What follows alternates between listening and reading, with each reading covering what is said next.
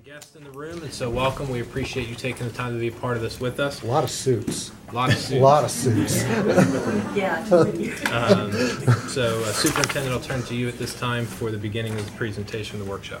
Ken DeBoard and Todd Cease have been doing a lot of work with the health clinic, and I asked Ken to put something together in regards to a timeline as to how this all started and who we've met with, and then from there he will be able to introduce the individuals from Florida Hospital. Ken? Sure, thank you. I'm not going to try to read every line, but I do want to hit some high spots just to kind of bring you up to date. We actually started this process just a little over a year ago. It's February of 2014 in March. We had some discussions in our district insurance committee meetings regarding just asking the question initially, is it time for us to take a look at an on-site health clinic again? Like I said, we did that in February and March of 2014.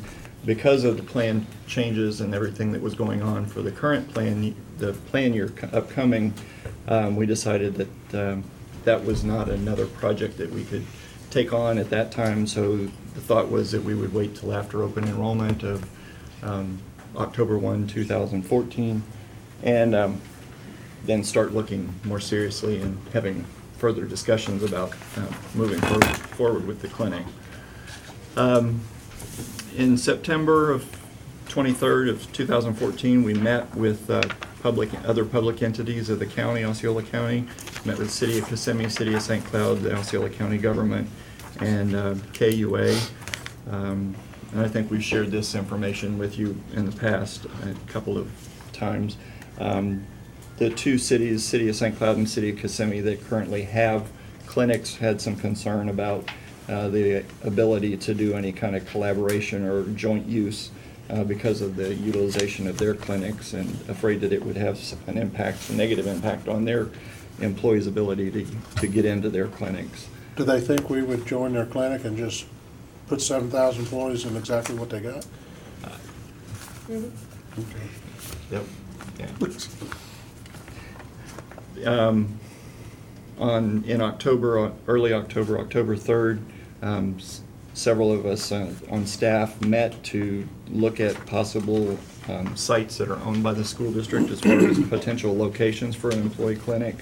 We did a study, or took a look at the location of our employees by their home addresses, and we're really surprised to see the allocation, how close the allocation is of people living in Kissimmee, St. Cloud, and in Poinciana, real close. We identified a couple of pieces of property that we could maybe take a look at. We did not have anything current at that time in Poinciana area that we really thought was a viable piece of property for expansion or building of a clinic. So part of the thought process as we were moving at this point was, if we were able to do any kind of joint use with the county government, was it possible that they had any kind of property available that we could use in the Poinciana area, since we really didn't have anything at that time. We'll talk a little bit more about that later. John Davis in our facilities department was actually with Lake County Schools when they opened their clinic, so we were able to get, through his connections at Lake, we were able to get information about the clinics that they've opened, the 3 clinics that they have, the cost of putting them in, and the size of those modular units that they're using. So we were able to get that information. On October 8th, we contacted the Board of County Commission Risk Management to find out if there was any property, or they were made aware of any property in the Poinciana area. We were later advised by the risk management area and at the Board of County Commissioners that the property management department had told them that there was not any suitable property in Poinciana for that type of a project. October 9th, we visited Polk County Schools for the first time. They are located in a public shopping center with approximately 4,000 square feet, and renovated their facility for about $400,000. And they're administered by one of our finalists, which was HealthStat. They are currently working on moving forward with a second location. It's projected to open August of 2015, approximately 9,000 square feet, projected cost of $1.2 million. They are anticipating adding workers' comp to their services that they provide in their clinic when they open the second facility, and workers' comp will be covered, or available services will be available at both of their locations. As we were talking to Polk, we had earlier with the information we'd gotten from Lake and some of the other school districts that we had talked to had multiple locations. Polk had decided to start with one location, and just the magnitude of trying to open 3 locations at one time or in back-to-back close proximity to each other, they thought was a little overwhelming based on the experience they'd had at opening one clinic. So they felt like they had opened the one clinic, made it as run the way they want to, and then we're able to kind of expand and make decisions about the following or future expansion of their clinics.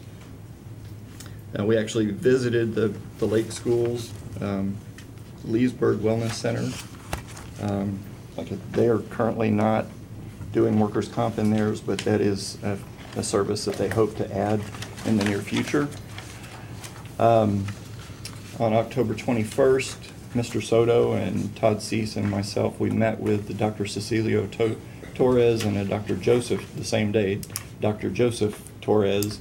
Both of them discussed with us an interest in trying a model of Medicare supplement type program in the employee benefits arena, something that they were considering or thinking about but had not actually been implemented with anyone. This would be a dramatic change from our current benefits program and would require quite a bit of negotiations with our unions.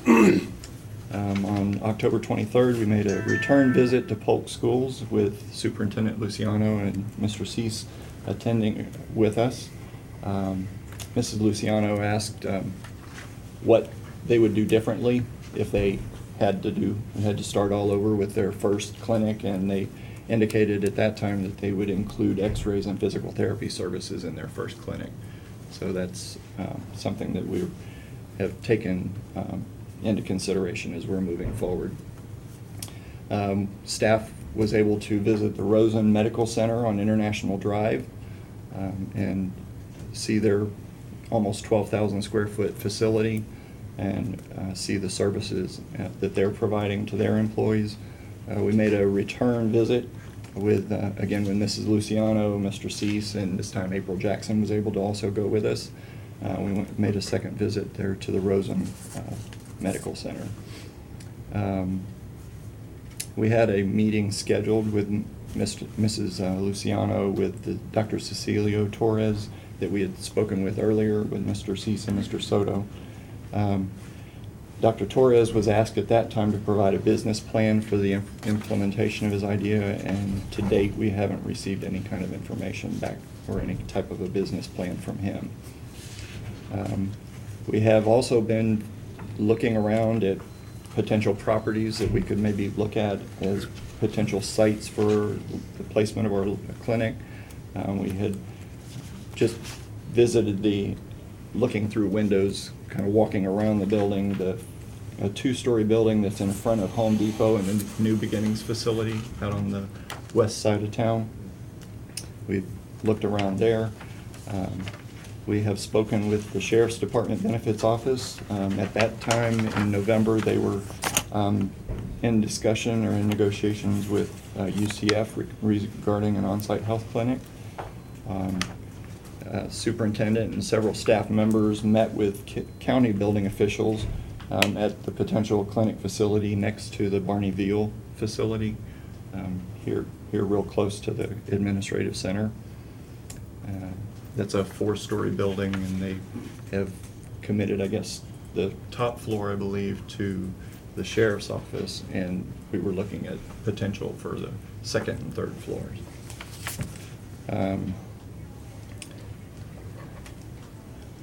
see, in December, we made another site visit to the storefronts that are kind of on the left-hand side as you're looking at the Zenith facility. It's kind of a horseshoe. We made a visit over there and were able to take a tour of the inside of that facility. We also reached out to the Commission, Board of County Commission, Risk Management, and Sheriff's Department offices to update on their interest in a partnership with us. Sheriff's Office advised that they were still in discussions with UCF and Medical Risk Solutions, and had been advised that the Board of County Commission was kind of letting them take the lead on the clinic, and that they intended it, once the Sheriff's Department got their clinic up and running, to expand that to include the Board of County Commission employees as well in that process, in that project. Whenever we got that information from the Sheriff's Office, the Risk Management Office at that time was not aware that those discussions were ongoing, or that the intent was to be included with the Sheriff's Department. December 2nd, Dr. Joseph Torres was asked to submit a proposal again outlining his services and how those services would be managed or delivered. And again, to date, we haven't received any kind of a business plan or anything like that from him. We moved forward with late December with putting out an RFP for the Health and Wellness Center vendor. And that was released on December 23rd. In January 27th and 28th, staff was able to attend a health benefits conference and an expo in Clearwater. They had several things dealing with clinics and wellness programs on their agenda. Ken, go back to December 5th. Yes, sir. Yeah. We met with Florida Hospital leadership to discuss what the district was looking for and how Florida Hospital might be positioned to help realize our goals. At that time, we had not made the decision that we were going to actually put out an RFP. We were still trying to decide what we were doing. We were doing having some discussions about feasibility study or RFP, but in order to actually put dollars to it, we just decided we really needed to move forward with the RFP.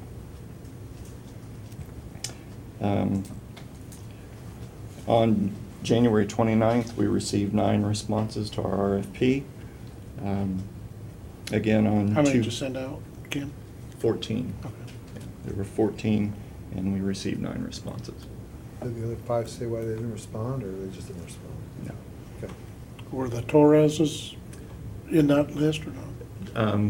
Dr. Joseph Torres. Are they together or not? No, they're Okay, two just separate. coincidence? Yeah, Okay. 2 separate people and entities. Okay. Initially, Dr. Joseph Torres was sent a copy, and they requested that we remove them from the Okay. further discussion or any further emails or anything like that. So, in February, we met with the Osceola County Sheriff's Office and the Board of County Commission regarding, again, working together on a clinic. We had already received our responses to our RFP, and they were continuing their negotiations and had plans to sign an agreement with UCF and Medical Risk Solutions, but we were just getting started on our evaluation process at that time. But they were, at that point, they felt comfortable moving forward with an agreement with UCF and Medical Risk Solutions. Again, we made another site visit, took property, the 2-story building that sits out front, right on 192 in front of Zenith, kind of next door to Wawa right there.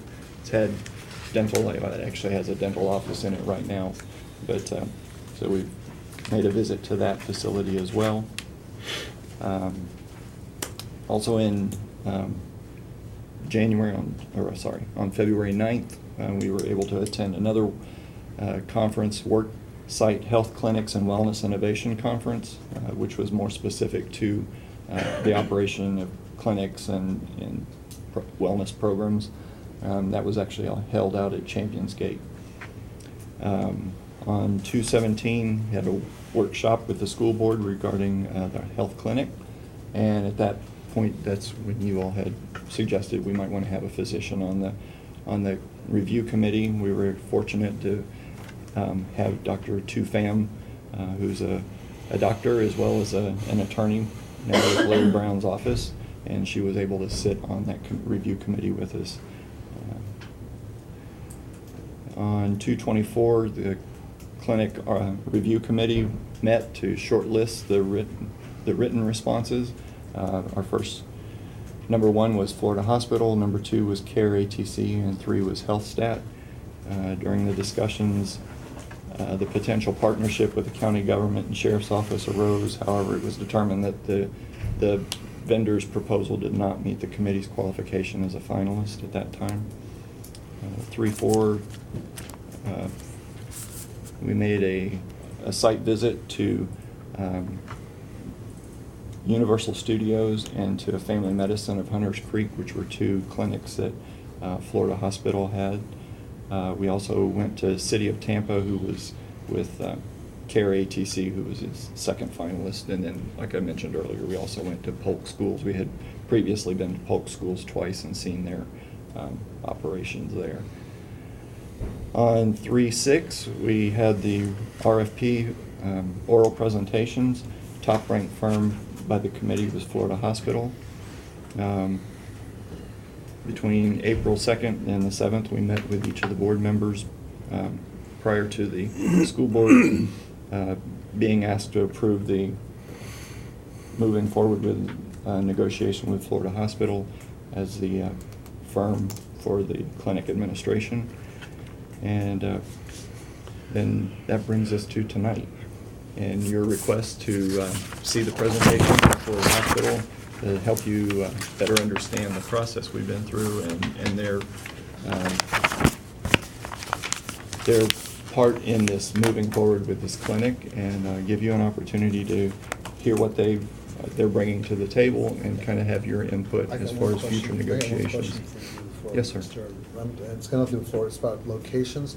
Have you looked at, I don't know what they call themselves now, but I still call Osceola Square Mall, because they seem to have space. I don't know if it's a good location. Plenty of parking, easy access. I don't know if you looked at that at all for location. We have not, but You probably get space pretty cheap. There's tons of parking. Yeah. Tons of parking. You probably should have named this "A Day in the Life of Ken DeBoer" instead, just so you know. It's more like- We just walked through a year of your life, didn't we? yes, you did. Which brings up I have a question about this timeline. I see that you took great care to put down some important details, specifically when the board was involved with this. Am I to understand that in February 26th, there wasn't any board consultation or anything? Did you reach out to the board at all on that time? No, sir. What about on March 19th? No, that was, What that about- was the district insurance committee meeting. What about on September 12th? No. September 23rd? Yeah. So basically, all of this happened without any board input whatsoever, up to this date. So the decision was already made, you were already exploring doing a medical clinic by this date, correct? Yes, sir. Can I ask just why? Wasn't there conversation in regards to the new insurance plan, and that was brought up at that time? Yes, I believe. I was going to comment on that Yes. as well. I think from a conceptual level, the previous board was engaged on, is this something we want to pursue? What is the thoughts? We're having our costs increase with our insurance policies. What are one of the many solutions we need to consider? And there was just kind of a general head nod from the board at that time that this is something that we should be looking at. But that was, about the extent of, I know we've had some conversations off and on. Well, I just want to hear from you, though. But you're right. Sorry, I did not include that, but it was, we were talking about, as we were going through the process of plan changes for the coming year, there was some discussion about that was a possibility for looking at additional savings or future savings for down the road, but, A possibility. well, doing more research into what benefit the clinic could provide for us. To bring additional information back to the board at a later date.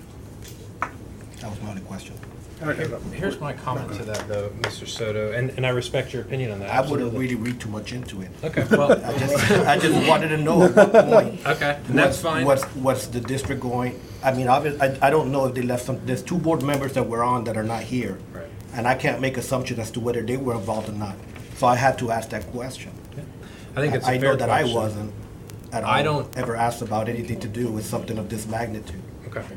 And I think that's a good point. I think it's something that we had discussed as a board a month ago, 3 weeks ago, whenever that was. My point was simply going to be that at no point have I personally felt like I wasn't aware that this was happening or that this was something that was being considered and vetted, and that it's been on the radar of the board as a whole for probably 2 years.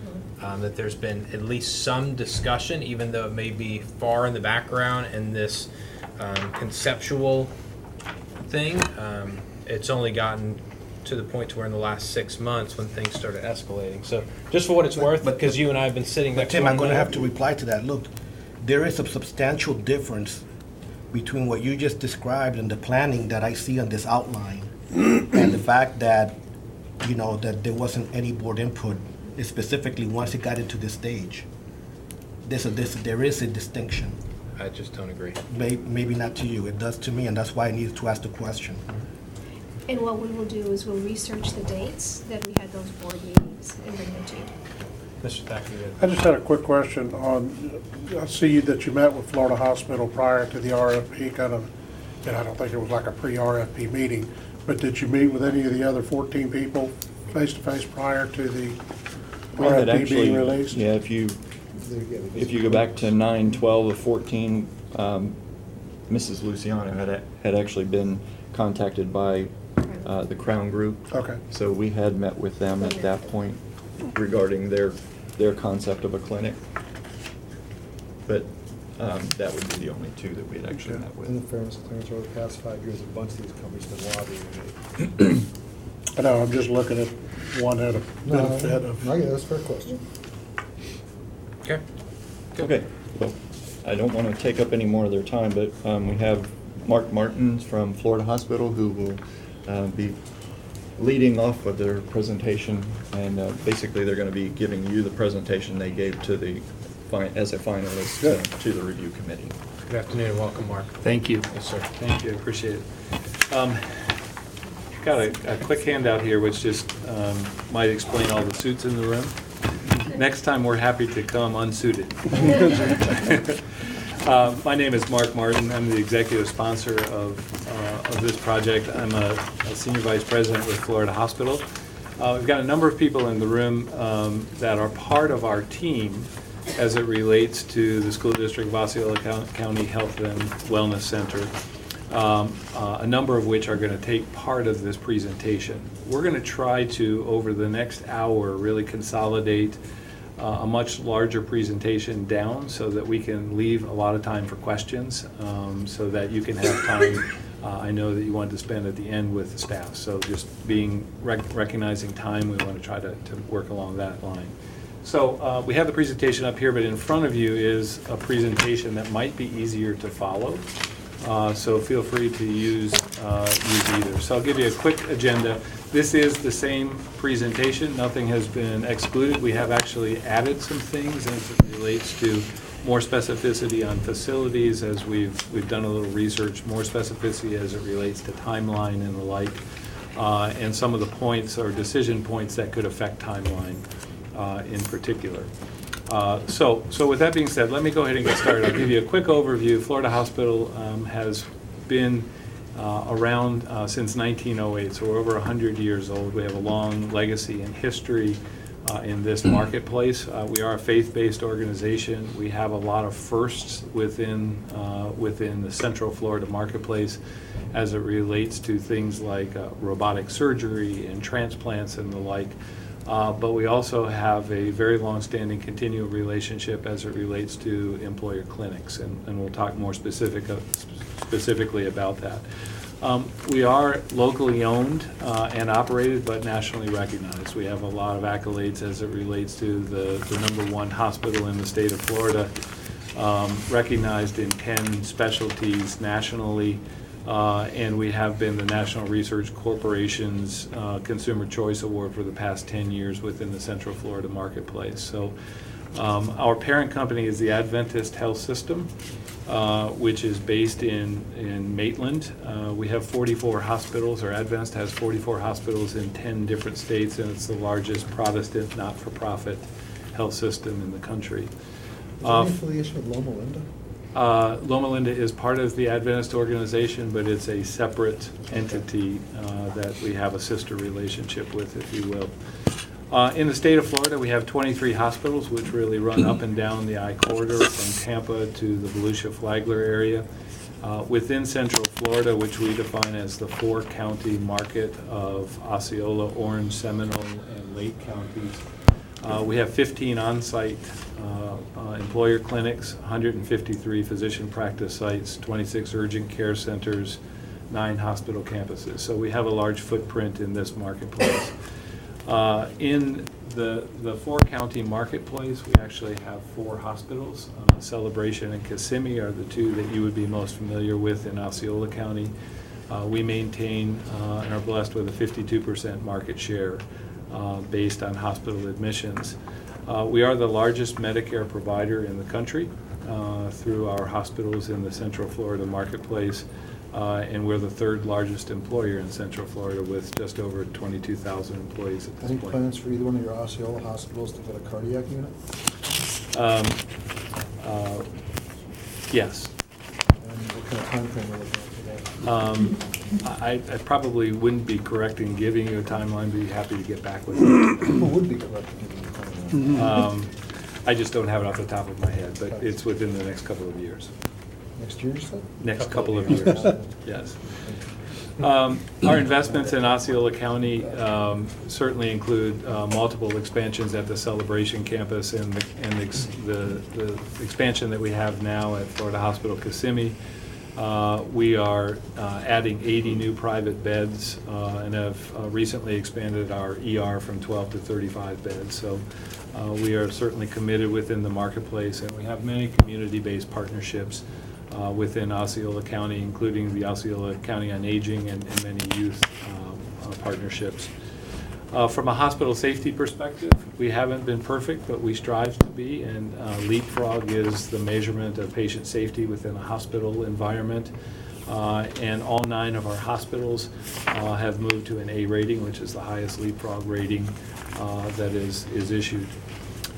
Our vision statement is to be a global leader in providing faith-based advanced healthcare and focusing on being a sustainable community health system that focuses on the triple aim, which is improved health, improved experience, and reduced costs. All of those are important components of our mission.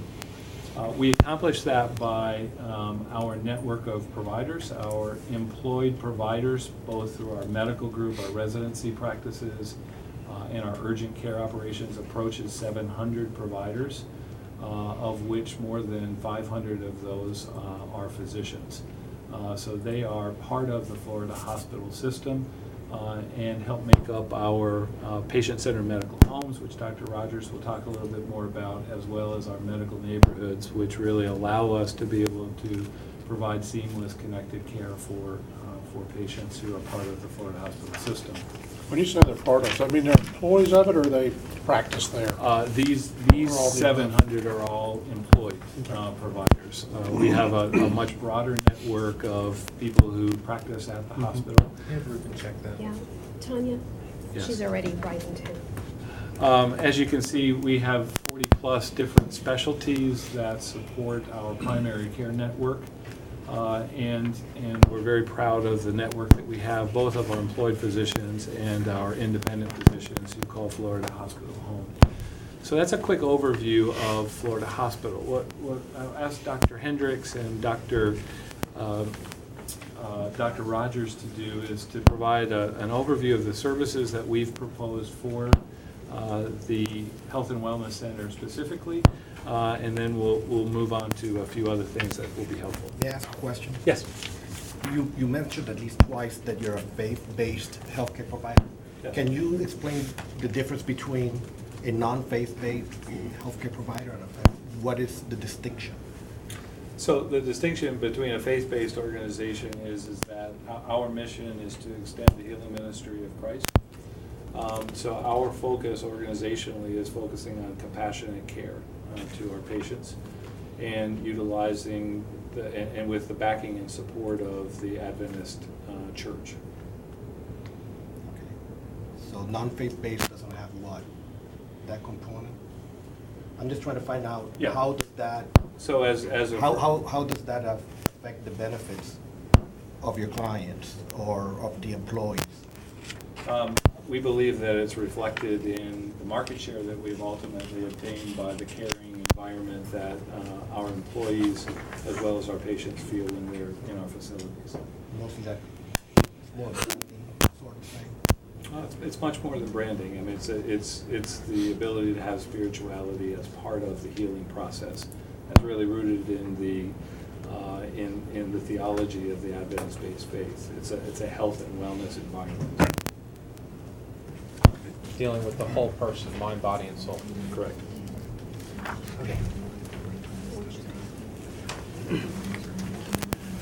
How about we grab a chair? Which one is it? That one over- Please. Good afternoon, gentlemen. Thank you for letting us get a chance to come. I'm Bob Rogers. Tim Hendricks. So we're going to be splitting this. What are your specialties, family medicine? I'm family practice. Actually, I went through the Adventist system, so I went to Loma Linda. Okay. Brought up. Okay. And both of us were in residency. Yeah. I guess I trained you. I was a your- lonely intern. Yeah, he made me who I am. So, if you have a problem, talk to him. What's your specialty? I'm family medicine You're both also, family yeah. medicine. And I am the medical director for Centric Care. Bob represents, Dr. Rogers, sorry. So I represent the outpatient. Represents So, FHMG. Yeah, so I'm with the employed group, have been with them for the last 15 years, and for the last 3 years, kind of lead our primary care group. Still practice up in Lake Mary, just not as much as I used to. So as we would take you through this, I think our portion is to take you through services offered in the clinic itself, and what we see medically. And so as we go through this, the way we've done the slides is there were certain things that were asked of us, hey, we need this in the clinic, and so we kind of put those first, and then the second slide is kind of a little more detailed on how I envision, in working in our practices and how that would be implemented as we go forward. So some of the stuff we want to make sure we get to complete the patient care, we kind of divide into categories, and you can see that we have preventative services, we have primary care, wellness, occupational medicine, and urgent care. And I'll kind of go through the first 2 or 3 of those, and Dr. Hendricks will pick up the last half of that. So the first one is preventive care, and when we looked at it, some of the things that your group wanted to make sure we did a good job of into this was immunizations, which is certainly an integral part of family medicine and what we do in our offices, especially annual flu shots. I know we want to make sure you don't lose days to employees that unnecessarily, so we have to kind of plan ahead, and we certainly push for that in all of our offices. It brought up, PSA testing, which I look as an overall question about, are you going to do cancer screenings in general? Yes, we do PSA screenings on appropriate people, and other cancer screenings, as I'll get to. And then biometric testing, we do that with our employees, and I think this is something, especially through Dr. Hendricks' work, that they tend to coordinate that through his part, and we want to be there, want to pick up disease processes early, and so that's why that's important, just like you. So as we go a little detailed, with preventive medicine in the office itself, we can divide it into certain things. Certainly annual visits are appropriate. I think as a clinician, the value of the annual visit is not so much the annual visit that I get them once a year and we look at their eyes and listen to their heart and lungs. But it's more of a chance to get the patient there to engage and to review histories and to review family histories and review habits. And it's a preventive thing. How can we change lifestyles? How can we look at your risk factors and alter as much as we can? And that's what we try to do on our annual exams. During those, we hit the screening tests. Are they due for mammography? Are they due for Pap tests? Are they due for bone density studies? Are they due for PSA? Are they due for colonoscopy? And, with our providers, we have strive for consistency across our employer group practices, so all 38 that we practice evidence-based medicine. So we kind of looked for the American Task Force represented some of those. We looked at ACOG, some of the recommendations they have out for in the GYM world, and follow those closely for I got a screening. question. I'm going to back you up for a second. You brought up something very interesting about mammography and colonoscopies. Let's take it one step further, and you may not be able to answer the question. Let's say that you find that a patient is the appropriate candidate for a colonoscopy or a mammogram. Is this included without a copay from what you all would do, or is this something you're recommending, and then it's like an outsourced kind of thing, just like a regular insurance at that point? And I think that type of thing is something that we work with you to sign, because this is my understanding, you're a self-insured entity. Correct. And so it's going to matter how you want to set that cost structure up. So when I'm in my Okay. office, Okay, so it varies on Sure. whether this person is, I'm going to do the same recommendations So let when me they ask, come in. okay, so that's a fair, so Ken DeBoer, I'm gonna ask you that because you answered. So in the event that somebody goes to the clinic and Dr. Rogers or Dr. Hendricks is going through what they go through and they find that this patient really needs to have a mammogram or this patient needs to have a colonoscopy, and they, at that point, how does that work as it relates to this clinic? Do they then get outsourced to a different Florida hospital office with that specialty, and then we pay for that like you would another visit? Or, I mean, how is that, explain to me how that'll work under this environment. Yeah, if it was to be referred into the health plan, basically, because those services were not available within the clinic, like Right. mammographies, we would not. Colonoscopies, Yeah, right. Other than, I think we had shared with you all before that we use the mammogram buses, so those are available, and the mammogram is part of the annual physical that's covered at 100%. Okay, So talk about colonoscopies. that would go to your health insurance program, and so you would be office visit copay if that, Okay, or that's what I however told that them. works. Thank you. yeah. That's not most of it when you involve another provider, do you? Right, and I didn't, and that's why I wanted to just get a little clarification on that, please. Thank you. Yeah. You have on your blood test there, your cholesterol, all the blood testing there. If you have a doctor, say you're an employee, you have a doctor, you go there, he says, hey, you need to have your 6-month, you take cholesterol medicine, you have to have your 6-month, 3-month check, whatever it is. Can you then go to the site?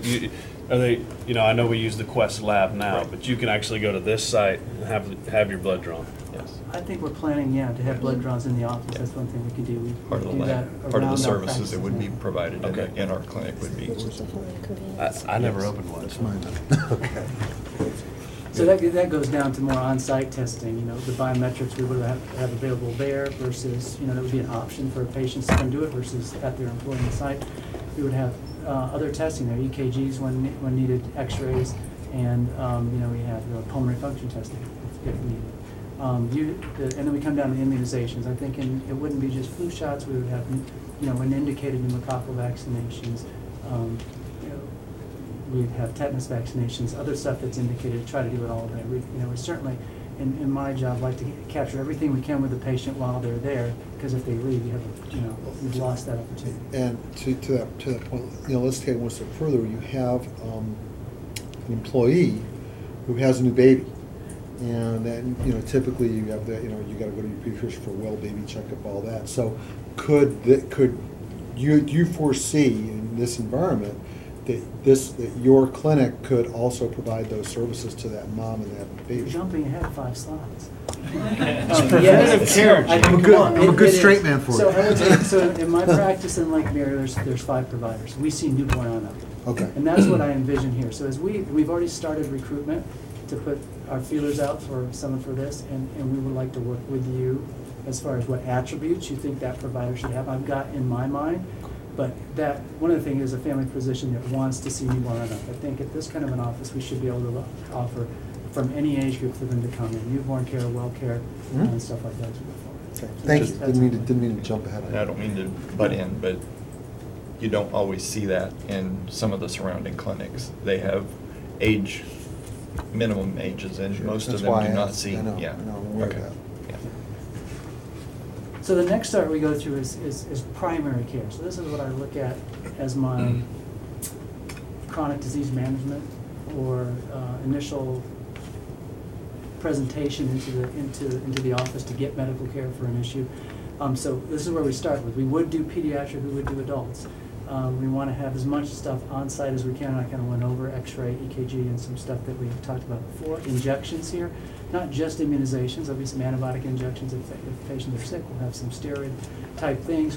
Our docs, in my office, you come in, we'll inject your shoulder if it's appropriate, your elbow, and different things like that. So we can do as much as we can here, and those kind of services that we plan to have available in this type of an office setting. Certainly prescriptions, the diagnostic, and this is what you asked before, the vein pump, we'll have services to draw. I think as we go into the chronic disease management, I'll talk a little bit, not to take a lot of time, but on patient-centered medical home. So this is something in our practices that we have just jumped into within the last year. And it's gotten a lot of buzz, and really it's just a type of care that fosters communication, coordination of care, involves the patient in decision making, and when done right has shown to increase quality, decrease costs. And so it's in and of itself, the fact that you have a NCQA, which is the recognizing entity, stamp on your role doesn't change a whole lot. So we've just gone the process and put 22 of our practices there. We have 18 scores back, and they all got the highest level, waiting on the last 4.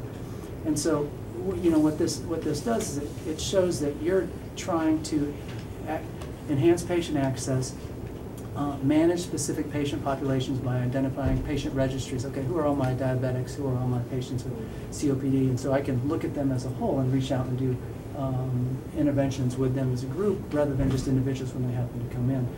It's giving support materials, it's tracking and coordinating care, and it's using metrics to show the docs how we're doing and how we can improve, and then following those metrics to see how many of my diabetics have A1Cs less than 8. Are they controlled? And then I will do an intervention, and I can follow that 6 months later and see if I'm doing a good job. So I look at the patient-centered medical home as a blueprint to get to doing the kind of care that we want. In the last few years in medicine, we've kind of gotten into how many you can see, how many you can see. And we want to get back to value-based care where we're just doing a good job for the patient. And that's what I see the value of this is, and that's why we started with our practices. And I would see that philosophy being introduced to this office as well. As we do our team-based care, this is stuff: high blood pressure, high cholesterol, diabetes, asthma, the routine stuff. We're on our electronic medical record, and one of the advantages we have with our system is everybody that is within our employed system is on the same record. So if I send to the GI doctor down the street and he's in my system, he sees my note, he knows what I've ordered. I see his note when he does it, it comes back. The communication gives better care, and it prevents duplication of tests and more costs. Whereas in the old days, I had this over there, well, I can't get it, I'm not going to take time, I'll just reorder it. And so, that has been a very big benefit as we go forward.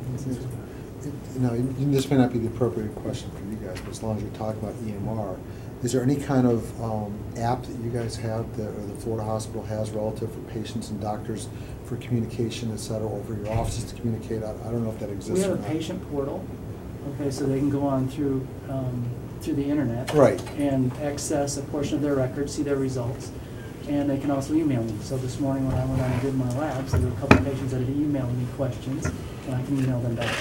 so it's not a specific, okay, that's fine. But I don't have an app. There's no app, okay. And we'll have a technology expert coming up a little later, but at this point we don't have. I understand. And the last two thing on the primary care was, care coordination. I think this is part of the proposal. We'd love to have a care coordinators to look at those sickest patients and the ones that we identify in the registry that can help us manage, reach out to them, and involve them in the care. A couple things that are on the next slide just go, how do you do a better job in coordinating care? So if patients do end up in the hospital, we want to set our offices up where we have capacity and things, so within 2 days of discharge they can get in. We have to reconcile those medication changes, make sure we continue on those, do any follow-up there, and prevent them back in the hospital quickly because the ball was dropped on treatment that was started there. So we're very committed to that. and we want to keep same-day appointments here, have a triage and 24-hour access to the, so when I'm on call for, over this past weekend, the patients through the answering service have 24/7 access to me. They have a question, and whether it's that or it's a nursing triage that will work out with this one, it's, patients always have someone they can call and touch with. Just so I'm clear, like the post follow-up and these things, this is what you would do out of the clinic? Or is Yes. this what your expectation is from the hospital? No, this is what we need to do in the office. So when the hospital, and so the other thing that so if they go to one of our hospitals, like in Kissimmee, the Florida Hospital in Kissimmee, as the provider, I will get a notification as soon as they hit the ER. So I'll know if they show up in the emergency room, I'll know if they get admitted, and I get another message to me when they get discharged. So even if that hasn't been coordinated, I get that day, and I forward it to my front office, and I say, they just got discharged, I want you to call them and get them in here with the Okay. The next is wellness, and wellness is when we kind of start to overlap with what I do and Dr. Hendricks. So, it's health assessment, and this is kind of the biometric stuff. Are we going to screen for triglycerides, cholesterol, glucose, BMIs, and stuff like that, and identify patients that are at high-risk populations? We want to do that. We want to work with you to develop programs to do that through the clinic. Health education programs.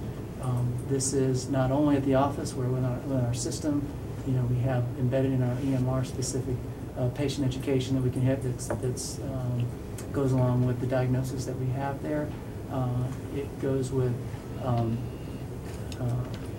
planning. It has here both short and long-term planning for health. And this is, I think when you go in there, a team approach with the physicians, our MAs, and some of the care coordinators and other staff there to tailor, what each patient needs to stay well. It kind of goes back to the part. Do they need a different exercise program? Do I need to get them a Fitbit to motivate them to hit their 8,000, 10,000 steps a day? Do we need to incorporate what Florida Hospital, our creation health type philosophy, where we can encourage healthier living to keep them well and not having to access acute care stuff. The wellness also includes the biometric screening that we talked a little bit of both in the office and that can be taken out into the work environment. Educational stuff, we have access to a lot of different physicians, different specialties.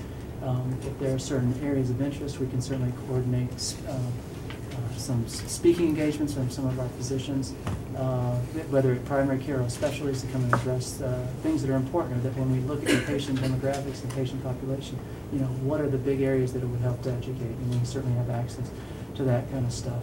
And then work with you on developing wellness programs for these people. And the most common ones are weight, diabetes education, smoking, and physical therapy education stuff. And then my last one was the pediatric slide before I hand over to Dr. Hendricks. It is, we want to make sure that's part of this, and I think most of us that train in primary care, we like that. We want on up.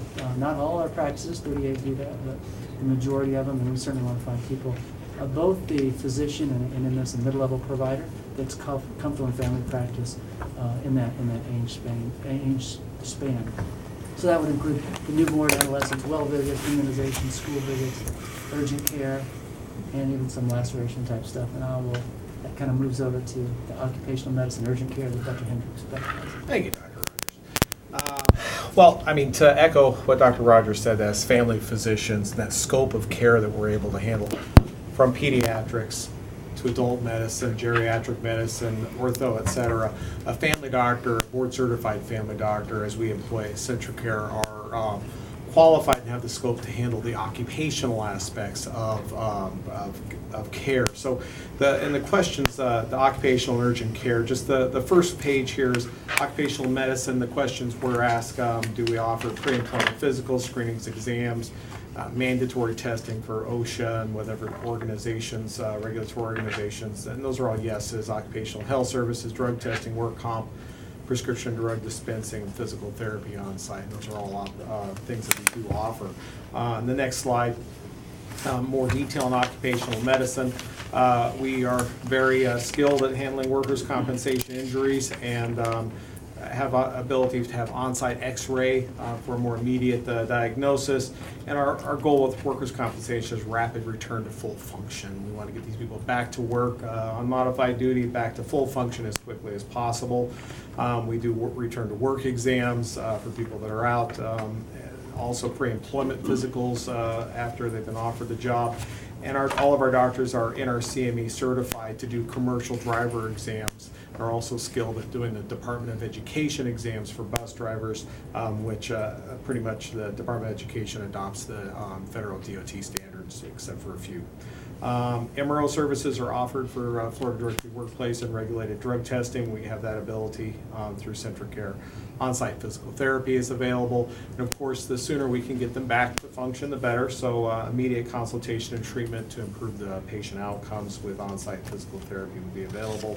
On-site dispensing of medications. If I can get a bottle of Motrin and Flexeril or whatever else antibiotic in their hand for whatever work-related injury is I'm treating, the faster I can get them back to work and get their symptoms resolved.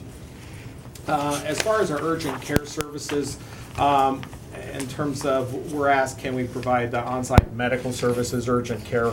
Yes, we can prescribe pharmaceuticals from a formulary. Yes, we can stick with a formulary. Diagnostic exams, and I'll go into detail on the next slide. And then prescription drug dispensing, as I mentioned before. Yes, we do all that. So in more detail under urgent care, we offer same-day visits, walk-ins, or by reservation. Yes, sir. So what will be your hours of operation on this? I think, yes, Ken was saying. We're gonna cover that. You're gonna cover that later, okay. You're 2 slides in.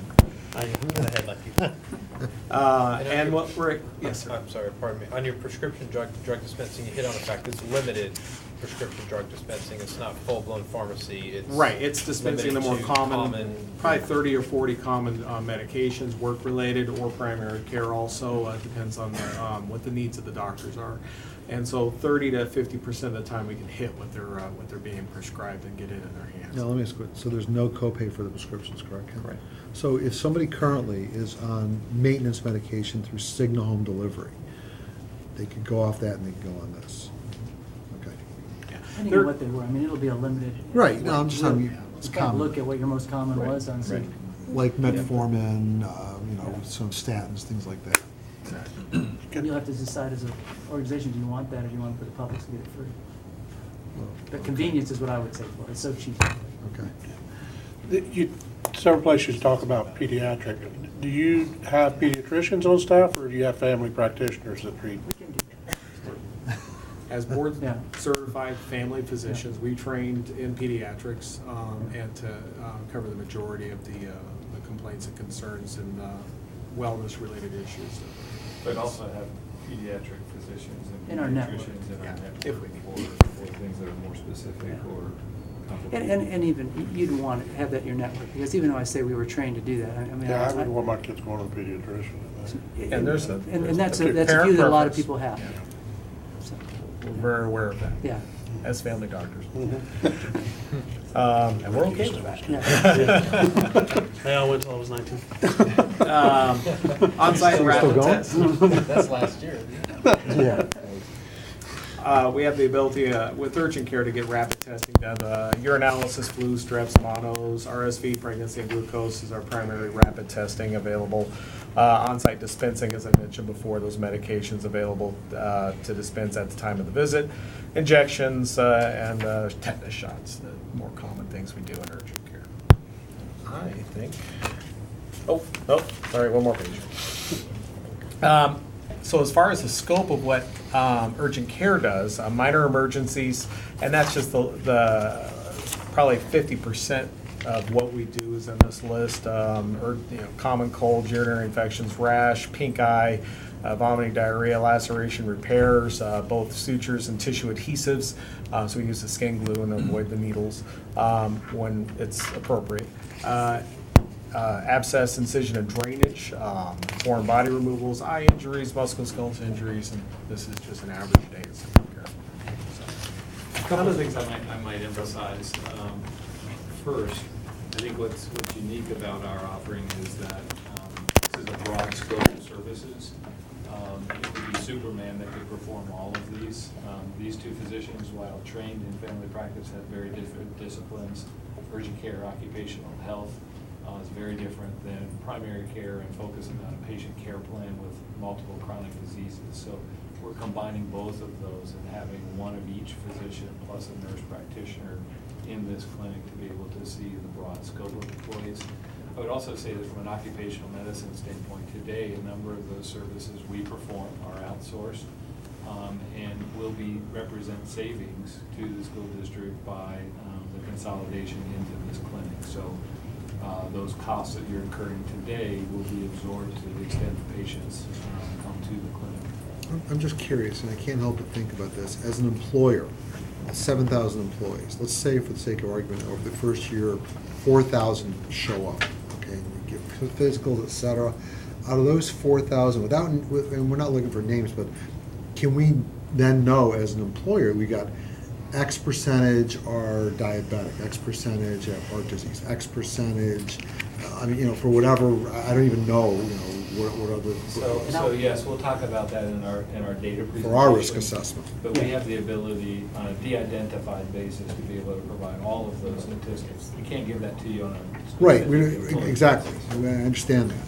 But the key is our care managers do know who that is and are able to pick up the phone and reach out to those employees and be able to track adherence and things of that nature to really be able to help advance their Because health. I'll say this for the board's sake, I mean, from an employer perspective, I think we need to find some way to incent people who are doing all the preventive things. And I don't know how you do it, but I know there are districts that are doing it, that are doing the things that are, that guys like them will, say, okay, this is how you prevent X, Y, and Z on an annualized basis, because it's going to save us money.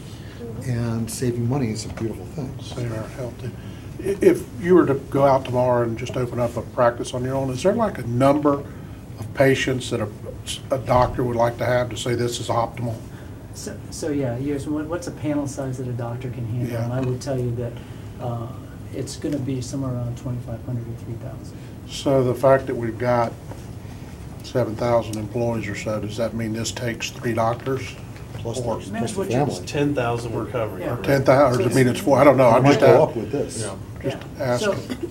So yeah, I mean, if you get a high capture rate of your employees and their family members to here as it goes through, theoretically, we could have to look to say we have to expand this. If, let's just say it was 4 doctors, Yeah. would you have all 4 family practitioners, or would you start to look at maybe I don't know what the biggest specialty is? And I would say in an office like this, there's a couple options you could do. So you could bring in 3 out of the 4, and you could timeshare the others. You may decide, I want a cardiologist to come Yeah. down once a week, I want GI to come down once a week, I want ortho to come down, and to do that. Versus what your needs are. You might decide at that time, I have a lot of people like yourself that want to take my kids to a pediatrician. Mhm. You might decide that third one is a pediatrician Okay. and not another family practice doctor. So that'll just all depend on patient demographics and who is using it. Quick question, Ken. Somewhere in your presentation, one of these things had an average age of 42 years old or something. I think it might have been Rosen's. Yeah. Do we know what ours is? Ours is about the same. 46, I 46. believe. Yeah. Really? Mhm. It's gotten older. How does the referral service, I've heard we've kind of danced around that a couple times. How does that work? Say I come in, my kid, then you say, well, you need to go see a pediatrician. You would go to Your Cigna net- pediatrician that you already Yeah, have? Yeah, your network. Do you that you're share that enrolled in. data? Yeah, so there's 2 components. One, it would be within, if you're in the Cigna Local Plus network, as a for instance, we would make sure that the referral stayed within that. As it relates to information, if they were part of our network, then, and part of our employee group, then that information all would be shared by one common electronic medical record. Part of the Florida hospital network? Yes, yes. And what Chuck Beeman will talk about in a little bit is a system that we have put in place that will be able to capture for a much broader group of physicians who don't necessarily have our same electronic medical record. And to help that referral, we have a referral center now in our group, whereas the physician here would have loaded the specialist that he uses and that you've chosen for, the preferred providers. So if I had a person that needed a cardiologist there, I enter in my thing, cardiology consult, as long as I pick up the phone if they need to see him today. If not, it goes to referral center within 48 hours. They've called them, identified them, they've called and helped them make the appointment, get the records to them. So we have a system to help to facilitate that, as opposed to, here's a number, call Dr. X, and then they come back in a few months and say, I decided not to. Ken, there's nothing to preclude someone from staying with their family doctor, but then using the clinic as needed or as desired at the same time, right? Absolutely. You brought up, I never heard the term for a timeshare doctor. Makes sense. I'm just curious, if you've got any clinics like this, are any of the, quote, timeshare physicians dermatologists? We don't employ any dermatologists at this point. We wish we had more, but at this point, our. But that possibility exists for virtually any specialty. Okay, but did I hear you say that there's no dermatologists? Not employed. Lots of dermatologists. Not within around our that we network. use. Because Florida Hospital isn't employing any dermatologists. Really? Okay. But yes, that type of thing is in place in my office in Mary. We have urology that comes up. No, I understand. We have cardiology that comes up. Thank you, doctors. Dr. Hendricks, thank you. Thank Dr. you Rogers, so thank much. you. So David Midag is going to talk about staffing and member experience. David has very experienced senior manager with us, and will have responsibility for implementing the health and wellness certificate. All right. Thank you. Good to meet you. Yes, sir. So what I'd like to spend a little bit of time talking about is what the staffing would look like, and again, the flexibility of that, as well as what your members are going to experience, everyone that comes to the clinic, as well as those that are receiving health care through those services that we have available. Certainly, first and foremost, we want to make sure we have excellent staffing, and that's done not from just our own training, but as well as certifications, board certification, as well as with our office managers, for example. Those are certified as well. And you see a listing here of the kinds of professionals that are a part of that clinic support. Each and every one of them have their own state-recognized or certified credentials, and we want to make sure each of them have those. David, do we have any, if right of refusal is the right word, but let's just say your first doctor that you staff it with, every community and everybody's got different personalities. First day people that go say, I'm never going back there. Do we have a right to, I'm just. Yes, part of what we'll build into the contract is we want you to be involved in the process with limitation, obviously. We need to be able to move on a timely basis and such, but we do want to have that involvement. We take feedback very seriously. We have moved providers to other spots in the past where people have felt there wasn't necessarily the right fit or mix. So yes, that will be something we'll have the ability to get involved with. And as Dr. Rogers alluded to, we want to make sure we're hearing from you the kinds of physicians and staff that you'd like to have. The way in which they interact is very important, and you'll see how we measure that and how we report that back, the satisfaction of everyone's experience. On the next slide, just a little bit more in terms of the training of those individuals, all of those that are involved in the clinic. We want to make sure that they're clinically competent, specific to the policies and procedures that we've established for the clinic, making sure that things are safe, make sure that things are working as they should from start to finish, certainly from the clinical perspective, from the MAs that are providing the care and the physicians that are providing the care. Systems training, first and foremost, nowadays involves the electronic medical record and how they interact with that, and making sure that they're doing that in an accurate way, capturing both clinical information as well as demographic information, and customer service training. We've invested a lot in making sure that the staff understand that that's important, and we measure that regularly, as you'll see.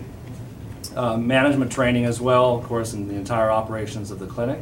The office manager that would be on the clinic site full-time would have that training and support that's needed for all the aspects of the operations of that clinic, from management of the staff to working with the physician and working with those that are coming, of course, receiving care. And not only doing that when we're starting, but doing that on a regular basis. So annually, we want to at least make sure, if not more frequently, that that competency is assured. And then support for that local team. So we have a lot of individuals that are responsible for the measurement of quality standards and procedures that, again, make sure that that's all being followed as it should. On the next slide, what we're having is a proposed start. So this is for the staffing that we would initially see happening. For 2 physicians, an advanced nurse practitioner, 2 nurses or medical assistants, 2 cross-trained team members that are both X-ray certified, as well as could serve as an MA. Front desk coordinators, basically your reception people that receive those patients as they enter the clinic. A care coordinator, which is going to be a very important part of knitting together what's happening with those patients, not only at the clinic but elsewhere.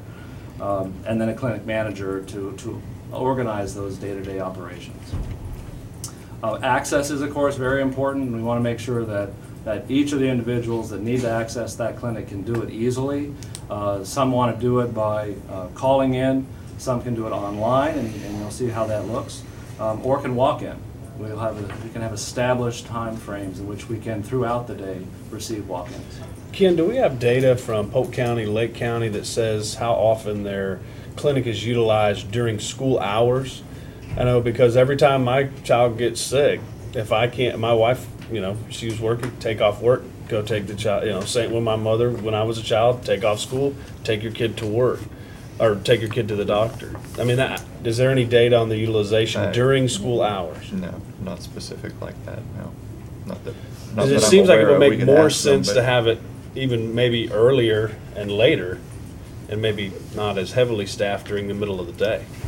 But without the data, obviously. What do y'all- I your think experience? those are all options. So if you look at our hours, that we get the feel of it based on the population. Obviously, summer hours will look different than hours during the Sure. school year.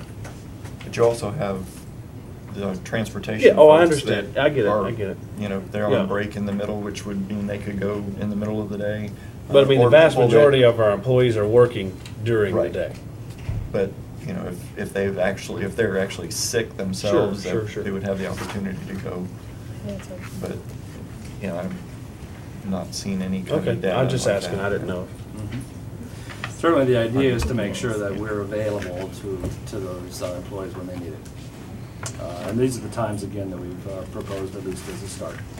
Just a side thought on Mr. Booth's point, because I was looking at those times as well, and I get the logic behind it, but I think the 8 to 12 on Saturday makes sense, but I wonder if maybe even looking to expand that time frame doesn't make more sense to kind of hit what you're talking about for even the preventative care stuff. Well, I think 7 PM is good. I mean, I really do. I just, So I- what I would suggest is once we get. Yeah, into no, the- roll it out. I'm just saying Yeah. it's just Well, something but to be. once we get into the process, we Then would, you know. we would really love to be able to have some interactions with some focus groups of your employees and such to be able to Certainly. really understand when would you most likely use this? Because it could help us establish the initial hours that could be different than this. Our data from Cigna shows Monday nights as a highly utilized ER and urgent care. Monday night. ER, interesting. By employees as By well. right? employees as well, Yeah. Monday nights. I mean, I could just use even my wife and my assistant as an example. Over the last 2 weeks, they both have gone in for annual preventative wellness checkups, and they both have taken off work to do it because they were available to do it during the weekday. My assistant will be out tomorrow for that reason. So I'm just thinking, for preventative purposes, an expanded Saturday day or operation hours just makes sense. You want me to go on my own time? Exactly. Yes. You make, Yes, I do. Tim, you make a good point because I know we recently switched to Dr. Black's office in Celebration, my wife did, because we're open Saturdays and Sundays. And she thinks that's great. I never thought about it because I never went to a doctor on a Sunday before, but it's my wife, she makes those decisions now. So. Just a thought. And Certainly suggest. you had mentioned a couple pages back on some type of tool or some type of way that you will judge patient satisfaction. Is that a tool that you have that the district can also use? So we could be looking at things ourselves on what we'd want. In other words, if you get all the feedback, we don't know what to ask you for. Sure. So David will get into that, but we'll provide you copies of of those scorecards and report cards on a monthly basis. Okay. As we need. So you'll understand what our statistics are. Okay, good. Yep. On the next slide is basically a headline of our philosophy of making sure that we're treating the patient, as the person that we love the most, as family. And the slide after that, that's titled Member Experience, really outlines that in as simple and a concise way as possible. And it really does go through a couple of steps that says healthcare is a very complex environment. It's easy to get lost in it if you're not, really astute, or you have help. And so we want to make sure that that's done in a way that's easy for everyone who's interacting and receiving that care. And this outlines that. I got a question about that. Yes. You're at Universal Studios, correct? Correct. Okay, and so let's use that as how long have you been there? We've been there about 4 years. Yeah, and before that with a kind of a more urgent care oriented. Okay, let's just look at the last 4 years. Okay, so in 4 years, they've got, how many employees plus dependents are you taking care of them? Do you know any idea what that number is? I don't know that number. I don't know if you do, Yeah, Mark. I mean, that number is significantly larger than this. Okay. The issue is that it's very space constrained. Harry Potter's been very successful. Well, I would think with all the magic, they wouldn't need doctors. So with that, so it's been successful. So with that said, explain to me then the problems you've had. I mean, and there's not, and I'm not trying to sort of trap for you. I mean, as anything grows and as you're taking care of X thousands of people, there's going to be hiccups along the way, and it's not because anyone did anything wrong. Just everything works great on paper. So when you get people involved, it's the issues there that I don't think that they would be upset with me sharing. First of all, access is limited to those who have access to get behind the gate. So it's difficult to get family members to be able to utilize the facility. Second is it's extremely underspaced. So it makes it difficult, even though we have 2 clinicians there, our treatment rooms are limited, so the size of the center was not adequate, and is not adequate at this point in time. Those are the 2 primary issues. If we could relieve both of those, I think we would have a... What about the issues that we could have? Because we don't have any gates. Those are good lessons learned. Yeah, but we don't have any gates. So location. That's a key component. Ease of parking, ease of access, and being able to have the appropriate staffing at the right time to be able to treat the patient when they show up. So you said that one was larger and you had 2 doctors? No, it's smaller. It's smaller. They need more. That's more pay, they have more. They Okay. need more space. People. So again, I think those are, Okay. and then, quite frankly, it is plan design, because the plan design incent the employee to go to that center. So a good incentive is it doesn't cost me to go to the center. That's a pretty good incentive, and I think that's where the other school districts have shown the ability to draw people in. And I think marketing as a full continuum of care versus we've had to overcome what was an urgent care before. Right. It was thought of as, Merged to change the perception, that's where you go to get your primary care and stuff. And if we start with that here, it's not just put out as an urgent care clinic, we're gonna be much more successful. This is a full person. Well, the good news is you've done it and you made some mistakes, so you're not going to make those mistakes with us. That's the good news. But you just kind of said something that concerns me a little bit with healthcare a lot of times is, if it's free, more people will go. I want people to go that need to go, but I always worry when something is completely free that people don't value it. So how do you make people feel a value to where they just don't, it's kind of like a deductible up front, when you go and you need it, you think about it. If all of a sudden it doesn't cost me anything to ever go, I'll go every week if I got a little sniffle or Yeah, So how do you kind of balance that? I mean, I don't want this to sound pejorative, but it's education. I mean, that's what you're all about. I mean, it really is helping educate people about the risks of being pre-diabetic. It's being able to help give them a different kind of experience than what they have had in the kind of the normal system where they get lost, making them feel special. And that doesn't mean that everything is free. I I don't mean to suggest that, but the plan design has got to recognize that, because if it's just the same as going to any other physician, then it's going to be difficult to draw people. So there's got to be some differential within that plan design. And you're right, there's a lot of people at the school who thought that if it's free, it's devalued. And so some type of payment may be appropriate. On the next slide, the point of this in terms of what we are really wanting to promise to deliver is measurement and making sure that it's a high-quality product, an outstanding experience every time. You can speak from your own experience that yours is unique, that yours is the only experience, and we've got to make sure it's consistent. That it's a very quick process in order to get to the physician. You're not waiting and waiting and waiting. Time is valuable.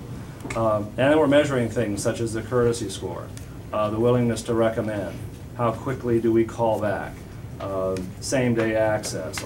All of these things that are important in that experience we measure and want to make sure that that's working very, very well. The way we do that, on the next slide, is starting right in the clinic. And this is an iPad structure that captures that experience from every patient. So they have the opportunity right then and there. If they choose not to answer it then, we can push a button in the upper right corner here, and that will send them that same survey that they can complete at home. So we can measure again what that experience is. On the next page, the member experience, the report card, we want to make sure our staff are knowing what that result is. This is part of their evaluation and part of their weekly sort of check-in, monthly values and check-in as to how well they're doing. We want them to know that, and that's how they get better, and how they receive that a boy, you're doing a great job. This is what your patients are saying. Real quick, just to clarify, on this member experience portion, that happens while they're in the clinic itself? It can, Yeah. yes. It certainly can. Either at the end of the exam or in the waiting area when they're done. The team report card is an example of some of the information that you've just been asking about, and how do you learn what those results are. So this is not a set profile, but you can see the elements that are there. The idea being is you're going to see the components of how long are people waiting, how are the callbacks working, how are the medications and other things being used, being measured. So this is not only experience, but also what is occurring in terms of access and ease of access for those employees themselves as they're coming and going from that clinic. So again, this dashboard will have various elements on it that can be changed and altered and answer the questions that you'll have, as well as ourselves. On the next slide, the member experience access. This again is the follow-through, some of which we've talked about, that says if we need to take that referral for that patient and get them to another site for care, how does that happen? And this happens that way as well. We don't just give them a note that says, go out and make an appointment. We hope you'll get that done. We can actually do that for them. Again, where the physician's choosing to go, where the employee is, where the benefit plan can incentivize them to go. That's how this works, is we help them get that appointment done and get the results back. And Ken, this will be integrated with our Cigna list. Yes. That's what I was going to ask Yeah. as well. What if, is the Florida Hospital Network and the Cigna Network, they're not necessarily the same, is that accurate? Or they could be different? Well, Yeah. we're 100% included in the network, so all of our physicians are included, but there's an expansive list beyond that. So our key is keeping it in the network. And to the extent we can keep it with a Florida hospital physician, and we've got commonality of electronic medical record and such, we will, but that's patient choice and physician preference. Your desire is to keep it in network. The patient desire may not be to keep it in network, and maybe to go to whatever specialist they want to, or they're used to going They would to, still and need as to long stay as they're in still network. Well, but they as would long as still- they're still in the But Cigna not, I think network. he was Right. referring to Florida Hospital Network, and I and Ken were referring to Cigna Yeah. Network. So the key is the patient, we will encourage the patient to certainly stay within the Cigna network. And if it's convenient for the patient, or they don't have a preference, then going to a Florida hospital physician would make sense, but they may very well have a preference. I use this cardiologist. Well, that's great as long as they're in the Cigna network. What about Florida Hospital physicians that aren't in the network? Would they be able to? He's saying they All all of are. our employed physicians are in the network. Our employed physicians. Your employed physicians? That one is not. Okay, their thank you. employee. She knew where I was going. I think I'm now connected. Yeah. I'll work with you on that. Please. Huh? That one. Well, it's a You're group. good. It's a group. Okay. And then the last slide just illustrates a bit of that online scheduling and how that would look, and how that could work. Certainly with bilingual staff, online appointment scheduling is something we're finding to be very easy, and more people are wanting to use that, so you can just take care of that right online and get that appointment made, and that illustrates this. There was also reference a little bit earlier to the patient portal and how they get access to that information, and this is a little bit of a representation of that, for them to be able to get that. And physicians can spend, valuable time in education, and as patients then need to get their own results and follow up, they can communicate with their physician afterwards as well, through that portal. Just a quick question. This member experience and the access for scheduling everything, that's all built with the responsive design that people can do on any mobile device that they want, and it still is functional? Or Well, the completing of the survey and the referral process is occurring within the structure we have that captures that information. I don't believe we have access through an app at this point in time. That's right, because it's done on site. Okay, maybe I'm misunderstanding some. If I'm an employee of the district and I want to make an appointment, I can go on my mobile device and make an Yes. appointment, and Yes. it's something that's conducive for a mobile device, and it's Yes. not something that's tiny and I have to zoom in. No, so for making an appointment, yes, so we're talking about. Right, I recognize Right, that after right. you answered my question. You were saying something different than okay. Yep. Okay. Okay. Thank you, sir. I appreciate it. Jake McKelvey's going to walk us through the facility and real estate evaluation overview. Recognize this is just a beginning framework of a process, in that we have not been able to dig deep into all of the potentials because we've not identified a broker to really work with, and we didn't want to start committing for things that we didn't have the authority or ability to commit to. So we'll look for guidance from. I assume the facility is the school district. Is that true or not true? Or is it yours? No, I mean, I don't know. Our assumption is that it will be the school districts, so that's why we haven't really gotten Okay. into any depth as it relates to that facility. We're glad for you to buy the facility there. How much, you're just buying it, right? Yeah. Good afternoon, good to be with you guys this afternoon. We'll take just a few minutes to overview the process that we envision will engage in to produce some recommendations on the site plan for the facility and also the real estate evaluation and selection process. So really kind of four key components I'll walk through. One is the process that we follow to make recommendations on what the site space plan will look like. How we can customize the inside to really meet the needs of the district and members. The recommended key drivers for site selection, and then also, as Mark alluded to, some acknowledgement on timeline and some variables that we'll keep into consideration as we move forward. So regarding the proposed site plan, so we have a space planning methodology that we follow that will take a look at the number of projected visits, number of physicians on site, the services that we'll have. And so the initial site plan that you'll see here is the first one that we showed, recommended about 5,000 square feet, scalable up to probably 7,500 square feet. That includes 8 patient rooms. We separated the exam rooms to have sick waiting and then also patient waiting. This space would have a digital x-ray lab on site for Wave Labs, physical therapy space, and again, designing the space in a way that will be able to grow with the growth of member visits.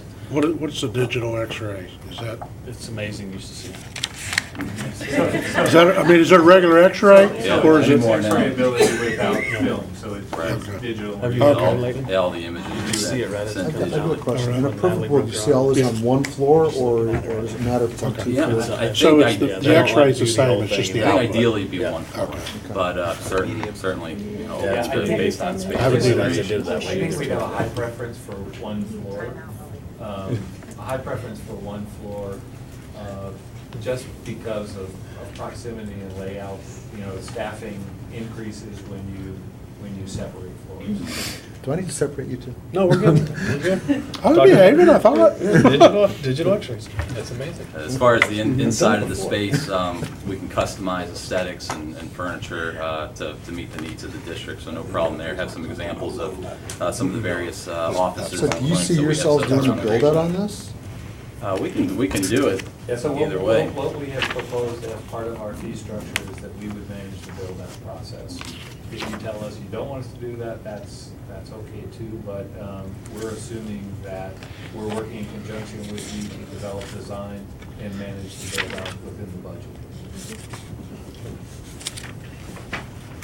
As far as evaluating real estate, what we've established here, kind of 6 different buckets of key drivers, attributes that we use when we evaluate ideally situated locations for clinics. And really what's behind all of these is removing any barriers to access, increasing ease of access. So first, location, obviously we want to be in a location that's readily recognizable, ideally to be in a main thoroughfare. Access, is it easy to navigate the property? Is it easy to enter in and off of main drives? Parking, is there adequate parking and handicap spaces for staff and patients? Signage, is adequate signage available from the main roadway, and also directional signage on the site and also on the building.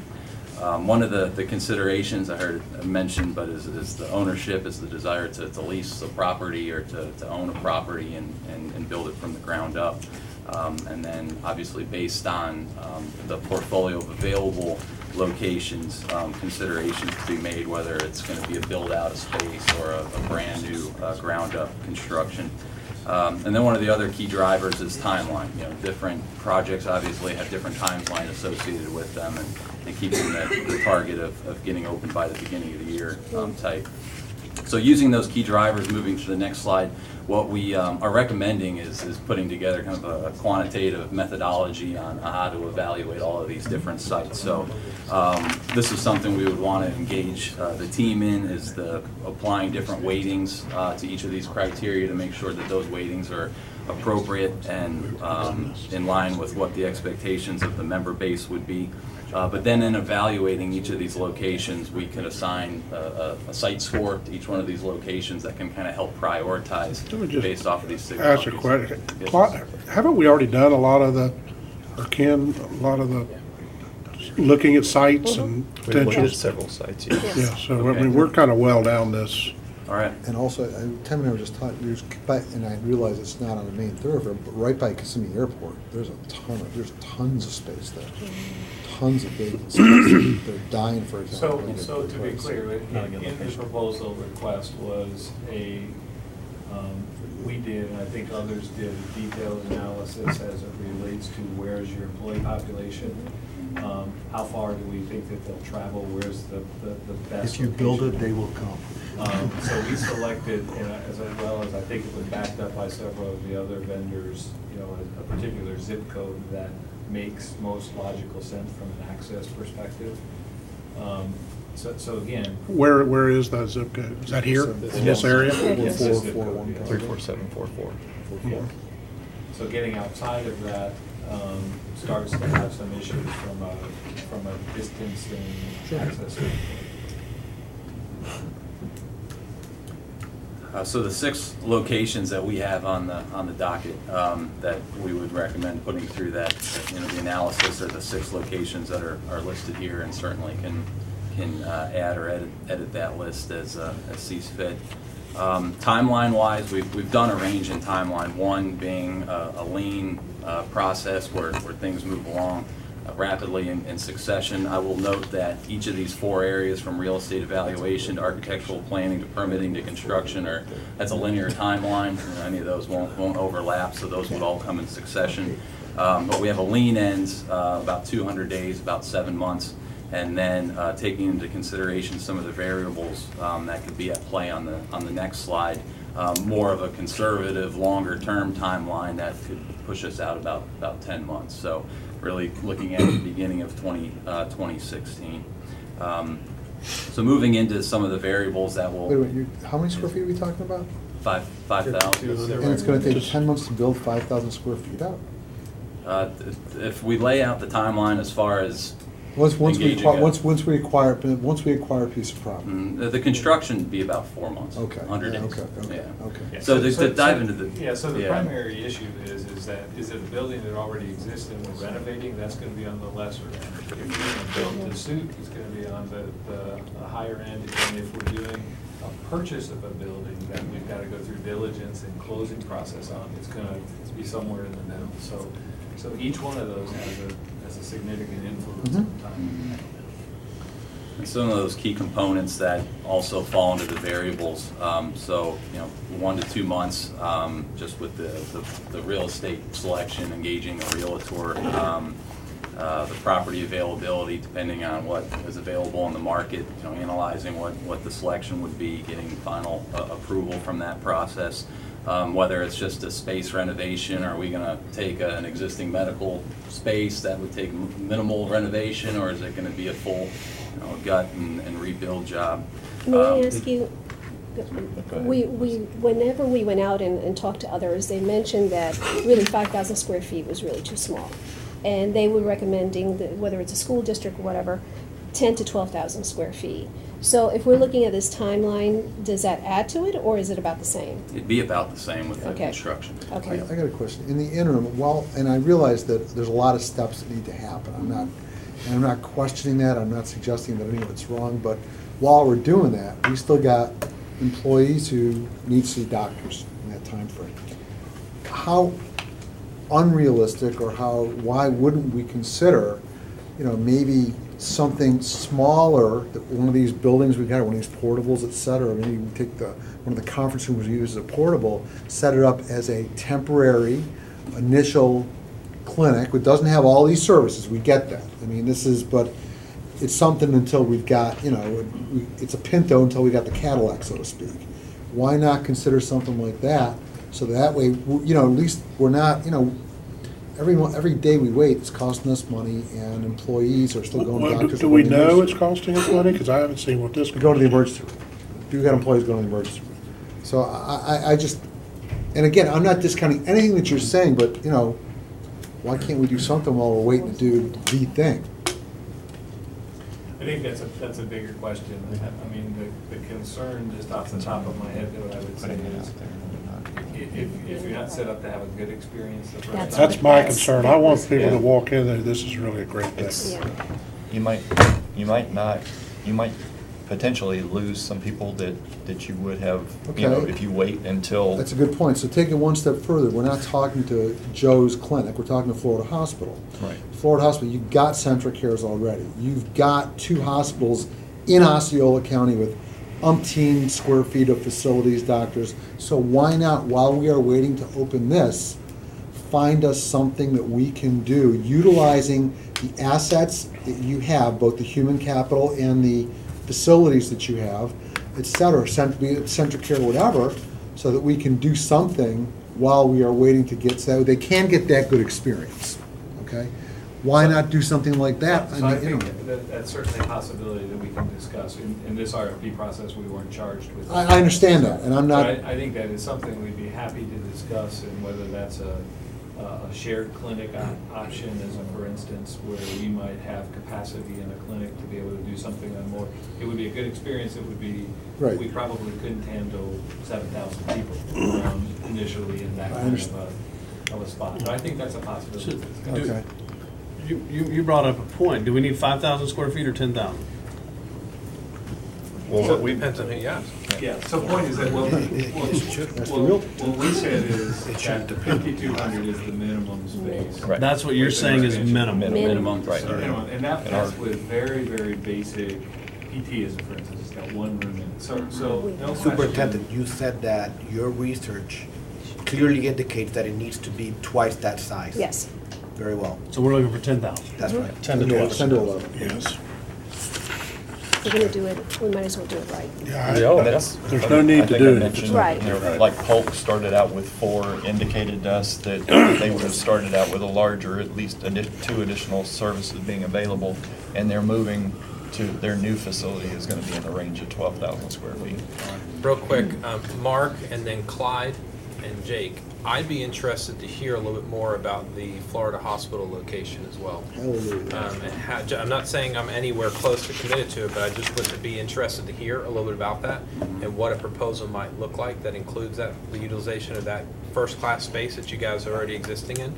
And if there's a potential for capital savings for us to be able to utilize something like that, it might be worth considering. So, It's probably a better experience because you need a referral, they're right there. well, maybe, but just for what it's worth, I mean, you know, everything, and my expertise is real estate, that's what I do. So the idea of us finding a facility, acquiring a facility, having our own place, and not having a rent or anything like that to deal with, great, I like that. You know, ownership is a great thing. But if there's a cost savings that could be realized and an upfront capital savings for the district and utilizing your existing campus, and this is direction we're going in, at least one board member, I'd at least like to know what that looks like and what a proposal in that regard might look like. I'd like to know what it looks like, but I have a concern of that whole plan and the fact that if this doesn't work out with Florida Hospital, we're really nowhere. Yeah, no, I hear you. And it may not be the I don't mind answer. looking at it Yeah, either. but I want to know what that is, and I want to be able to weigh the Yeah, benefits and the risks of that. I appreciate that. And just to clarify, so that is a building that sits on the Florida Hospital campus, but it's not owned by Florida Hospital, so it's an independent developer. So we certainly would be happy to include that as part of the mix and what that would be. How big is that building? How big is the building? Do we know? Oh, the building's 100,000. Should be a piece Oh, of. okay, Yeah. okay. As part of what Duke is Substantial handling building, okay. and all that. Yeah. Good. Okay. Thank you, Jake. In the interest of time, I'm going to skip over the next set of slides on population health management and reporting because it's a lot more detail. I will extend an open invitation. Lauren and Ken had asked us for a demonstration of what that product looks like. We'll extend that invitation to whoever would like to attend that. And while we're on timeline, Kim Carr is going to talk to us about the internal marketing and communications plan because that really ties into the opening. We think it's a very, very important component of getting the employees to recognize what the asset is that we're talking about. Good, thank you, Mark. Thank you, Kim. Yes, absolutely. This is when the fun begins. So I wanted to go through a few slides, a few ideas with you. Now, of course, this is all based on your feedback from key stakeholders and things that we may not be aware of from a communication standpoint. So first, just to get the ball rolling, we put together a very draft logo just to show you a concept of what something like this would look like. We're working on that logo, aren't we, Jim? You're working on it. So just an idea of how we would incorporate Florida Hospital with you all there, and then moving on to the timeline. So about 4 months out, and we would hope that would fall around August time period. Since there is an employee wellness fair at that time, I thought it would be a great time to do the kickoff when you have all your employees engaged. So we tentatively planning for the kickoff there. We would continue with lectures and lunch and learns from our physicians and get them out to the various sites and have them start meeting and greeting with the employees. We would also do some video updates of the clinic progress, depending on what it is, if it's a construction project progress or renovation or something that's of interest, so people know how the progress is coming and we can communicate that to them. And some of the vehicles we would use is through the employee portal and through the email. And then we would do flyers and posters in all the break rooms at all your sites and locations. We would provide PowerPoint slides for staff meetings and for education that way, and then the newsletter. And then about 1 month out, we would start communicating directly with the employees to their homes with all the information about the clinic and everything that they would need to know. And then we would also do this through the portal and email and newsletter as well. That would lead us up to a grand opening. We'd like to do a nice VIP member open house kickoff with a traditional ribbon cutting, and then obviously, hopefully, include the media as well with this, so they know that about the clinic that you all are building. And then tours and meet and greet physicians would be involved with that. similar type of communication there. And then ongoing, once we open, we want the communication to continue. So we would tie that into a yearly, monthly awareness calendar, and we would focus on different months and different things to do, tie in with that for screenings, educational materials, events, and lectures. For an example, January, we'd focus on healthy eating. We could do tips on keeping your family healthy, healthy recipes, different contests, knowing your numbers, which would lead to biometric screenings that for your employees to be involved with. And then lunch and learn, such as cooking with a doctor and realizing what the best food and healthy choices are.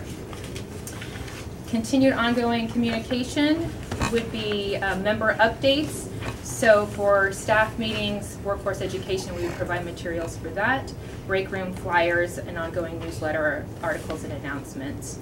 We would continue with lunch and learns and lectures, webinars if that's more convenient for employees versus going to one site location, various free screenings, flu shot screenings, school physical, things like that, and then the workplace health offerings. So for workplace health offerings, with Florida Hospital, they offer several beyond opportunities. So there's an additional fee for that, and we can provide all the information. But if you want to have a health champion at each of your locations that can help with shape up walking challenges, mission 5Ks, corporate challenges, things like that, we can do all the training for that.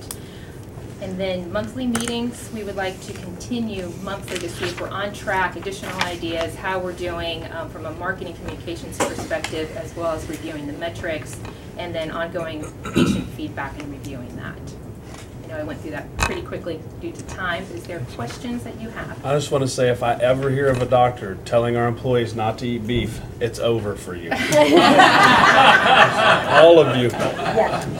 Take that in. I know you're laughing, but I'm serious. This is one of the largest cattle ranchers in the county right here. We learned from over. Okay. What?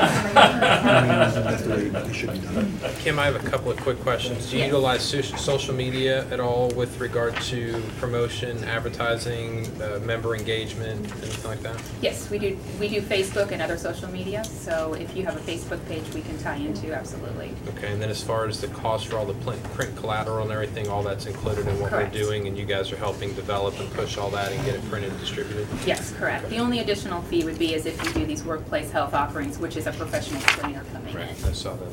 Good, thank you. No.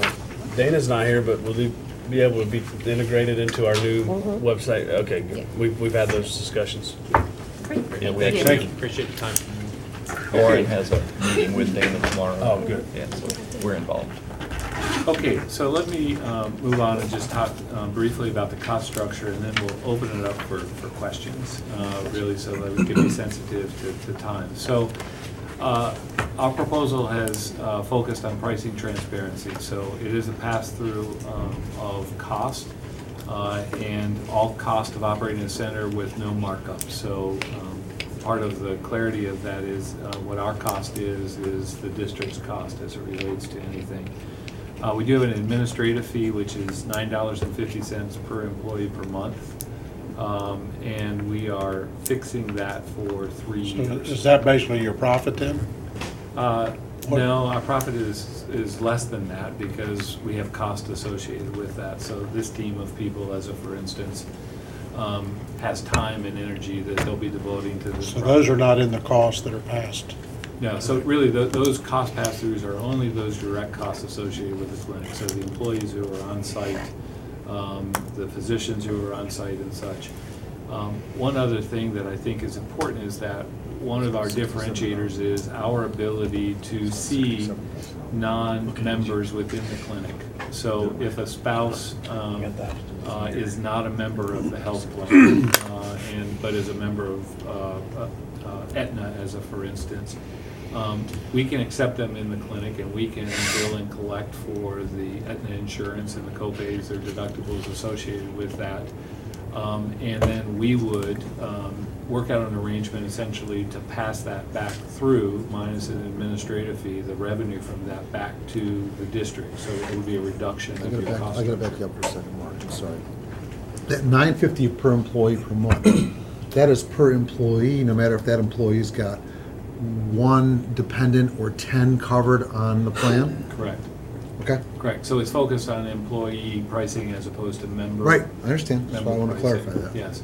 And one other component of this that, again, the reason we're gonna do the demo for Ken and Lauren as it relates to our health information or data analytics platform is that our focus is really managing population health for your entire population. So everyone who is a member, we're going to be focusing on managing the data associated with them and understanding what their care gaps are and such. And so it's not just if they're in the clinic, and so we're really hoping and focusing on how do we save and reduce the total cost of care? How do we bend that cost curve associated with your per member per month cost Okay. that you have? I got another question, it's really for you, Ken.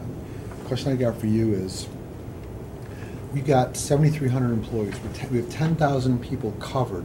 Does that include retirees and dependents? Yes.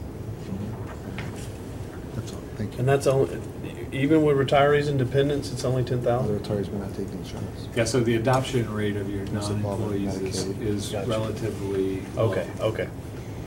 3-year contract was the term? Do you have a guess of what you've got in design, what your monthly operating cost would be?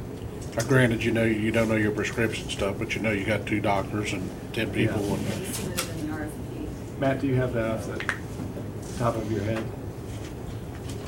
A lot of them are. Monthly operating costs were around between 200 and 250, and that's depending on your volume as well. $250,000? That's your Yes. fixed. Yes, that's really the assumed cost, the variable cost based on our estimates of uptake into the center. Plus another 70 for the administrative fee, right? That's included in that. Oh, that's included in your Yeah, number yeah. there? I'm sorry. Yeah.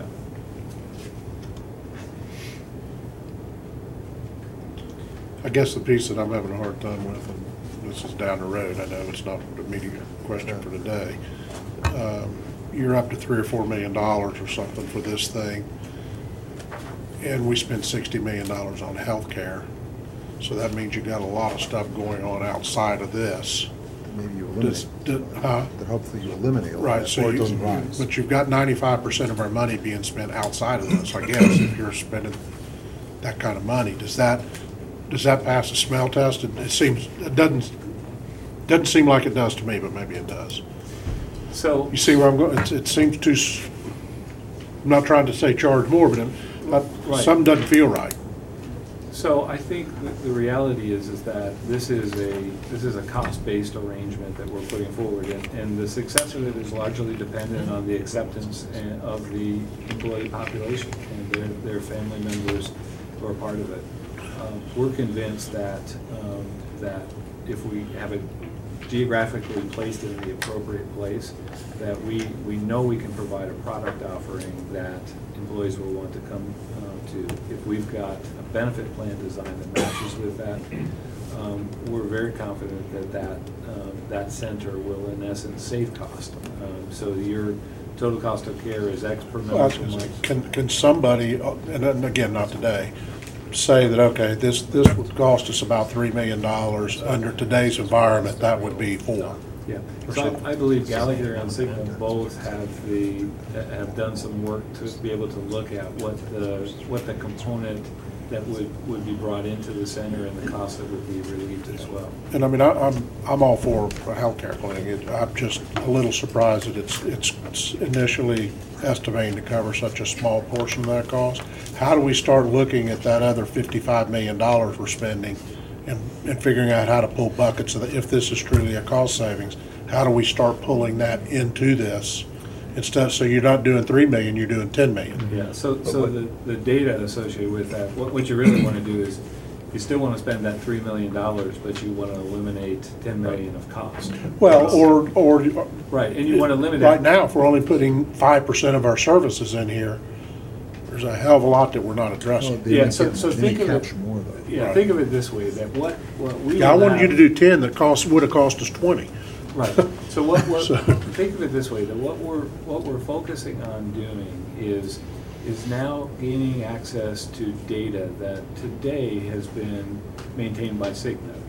And taking that data and understanding what employees are high risk, what employees are rising risk, what employees are low risk, what are the care gaps that they have, how do we more effectively manage and coordinate their care, how do we eliminate unnecessary hospital visits, ED visits. I mean, huge amount of dollars in ED visits.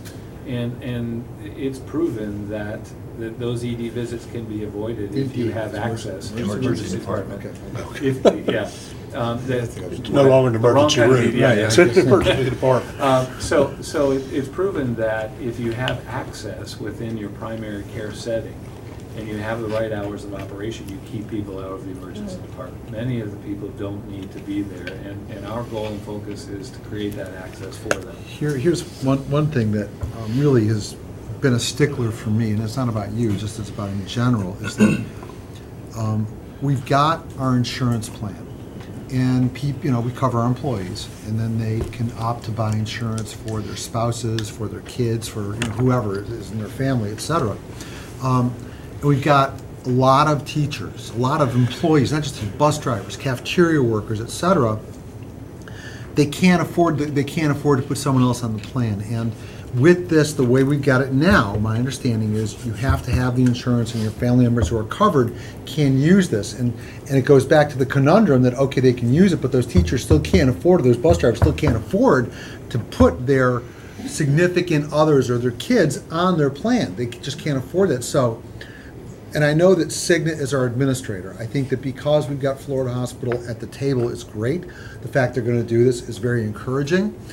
I'd like to see if we could develop something, maybe Florida Hospital can, with this clinic specifically, where that employee can buy a supplemental plan. It's not Cigna necessarily, but where their children, their husband, their wife, whomever, can go to the clinic. If they need service outside the clinic, it's not going to be covered because of, but something that is more affordable than what we've got right now, because with this is a great measure for us. I think it's a great step, but there's a leap we still have to make to help those employees cover their family members, and it's not a knock on anything you guys are doing. Hopefully you can help create something or bring a product to the table for us that is more affordable and allows those employees, family members, to use the clinic. And I'd be very interested to see what that looks like, because that's a huge issue for us that a lot of us may not realize, but I know it. I talk to teachers, and it kills me. These are professional people who aren't making enough money to cover their kids or their family members for whatever reason. So by establishing this platform, it gives us the flexibility to develop innovative programs like that to deal with your employee base, and potentially to expand that beyond the employee base at some point in time if we want to talk about kids within the system. I mean, so there's a lot of things that can be doing once we have the platform. First, I appreciate that. First, I want to take care of my employees and their families, Understood. and then if there's capacity and if we find there's something to offer, then we can talk about beyond it. But right now, I mean, you got to walk before you can run, so to speak. Well, and the other option as well, we start with one location. It doesn't mean we can't expand to additional locations as well if the one location is. I'd like to think that a second location and third location wouldn't take 10 months. I mean, I appreciate the first one, you want to do it right, I get that. Right. But I'd like to think that, we're not looking at 10 months, 10 months, 10 months, 10 months, 10 months. A couple quick things. April, you had a comment to a question. Well, it was just gonna be clearance that we have a lot of people who use the emergency room as their primary care physician. So if they have the clinic, they can be treated, because right now they don't have to pay anything when they go to the emergency room. So they're going there, they get billed, but you don't have to pay money up front. Oh, I was gonna say, See what I'm I saying? paid a lot. Yeah, I thought if we've got a plan that doesn't charge the emergency room, But, that's a not. lot of them show up and use it as Denmark. their primary care physician. And Okay. if we have this clinic available to them, then that will reduce the emergency room costs that's coming out of the plan. Because you'd be amazed at how many people are doing that. And we need to make sure they're educated on, if you go to the emergency room, you may not pay today, but you'll pay tomorrow. You go here. But we have the data from Polk County, Lake County, that shows the reduction. Yeah.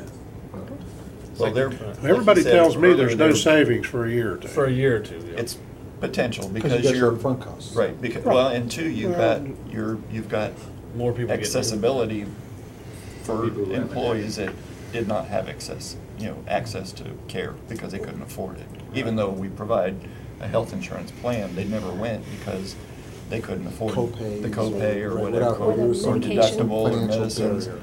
So there is a potential, and most of the people we've talked to said that in that first year, you may see a little bit of a spike, but then it calms down and you get those people compliant with their medications. They're seeing the doctor on a regular basis. So you're preventing those emergency room visits, because they're having an asthma attack because they're not taking their medication, or they're having, diabetic issues or whatever in that hospital stay. So this preventative care and the education they're receiving and the care they're receiving through the clinic is helping reduce those other costs that are out there. So you are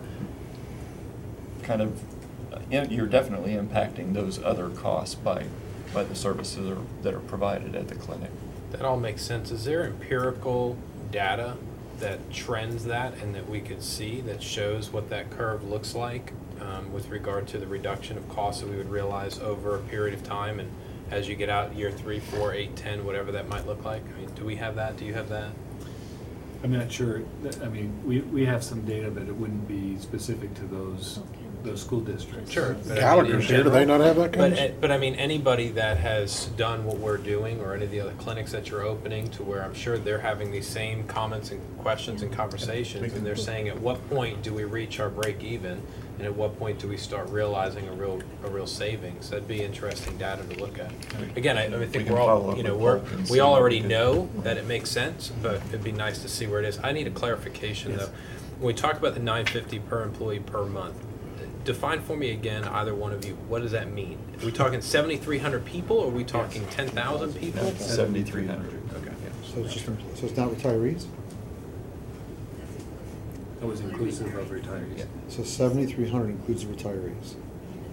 Retirees not on the sound.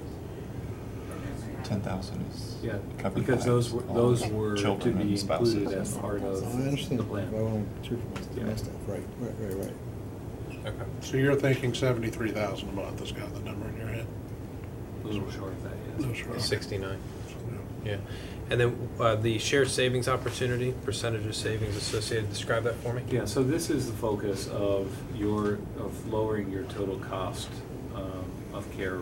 So today you have a cost of X, and the shared savings opportunity really is focused on, if we're able to reduce that cost, that we would be able to share in a component of it. So when you see what Chuck will present with the demonstration of our data analytics platform, it's really meant to be able to drive a very data-rich environment to be able to identify where the opportunities are. How do we look at the high risk? How do we look at the rising risk patients? And how do we focus on reducing cost of care, reducing duplicity?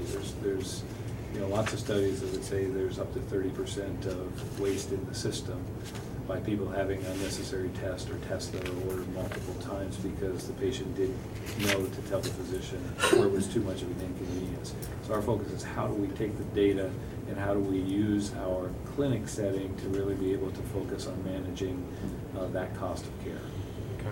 And so then these two areas, the administrative fees and the shared savings, represent the only revenue sources that we're talking about?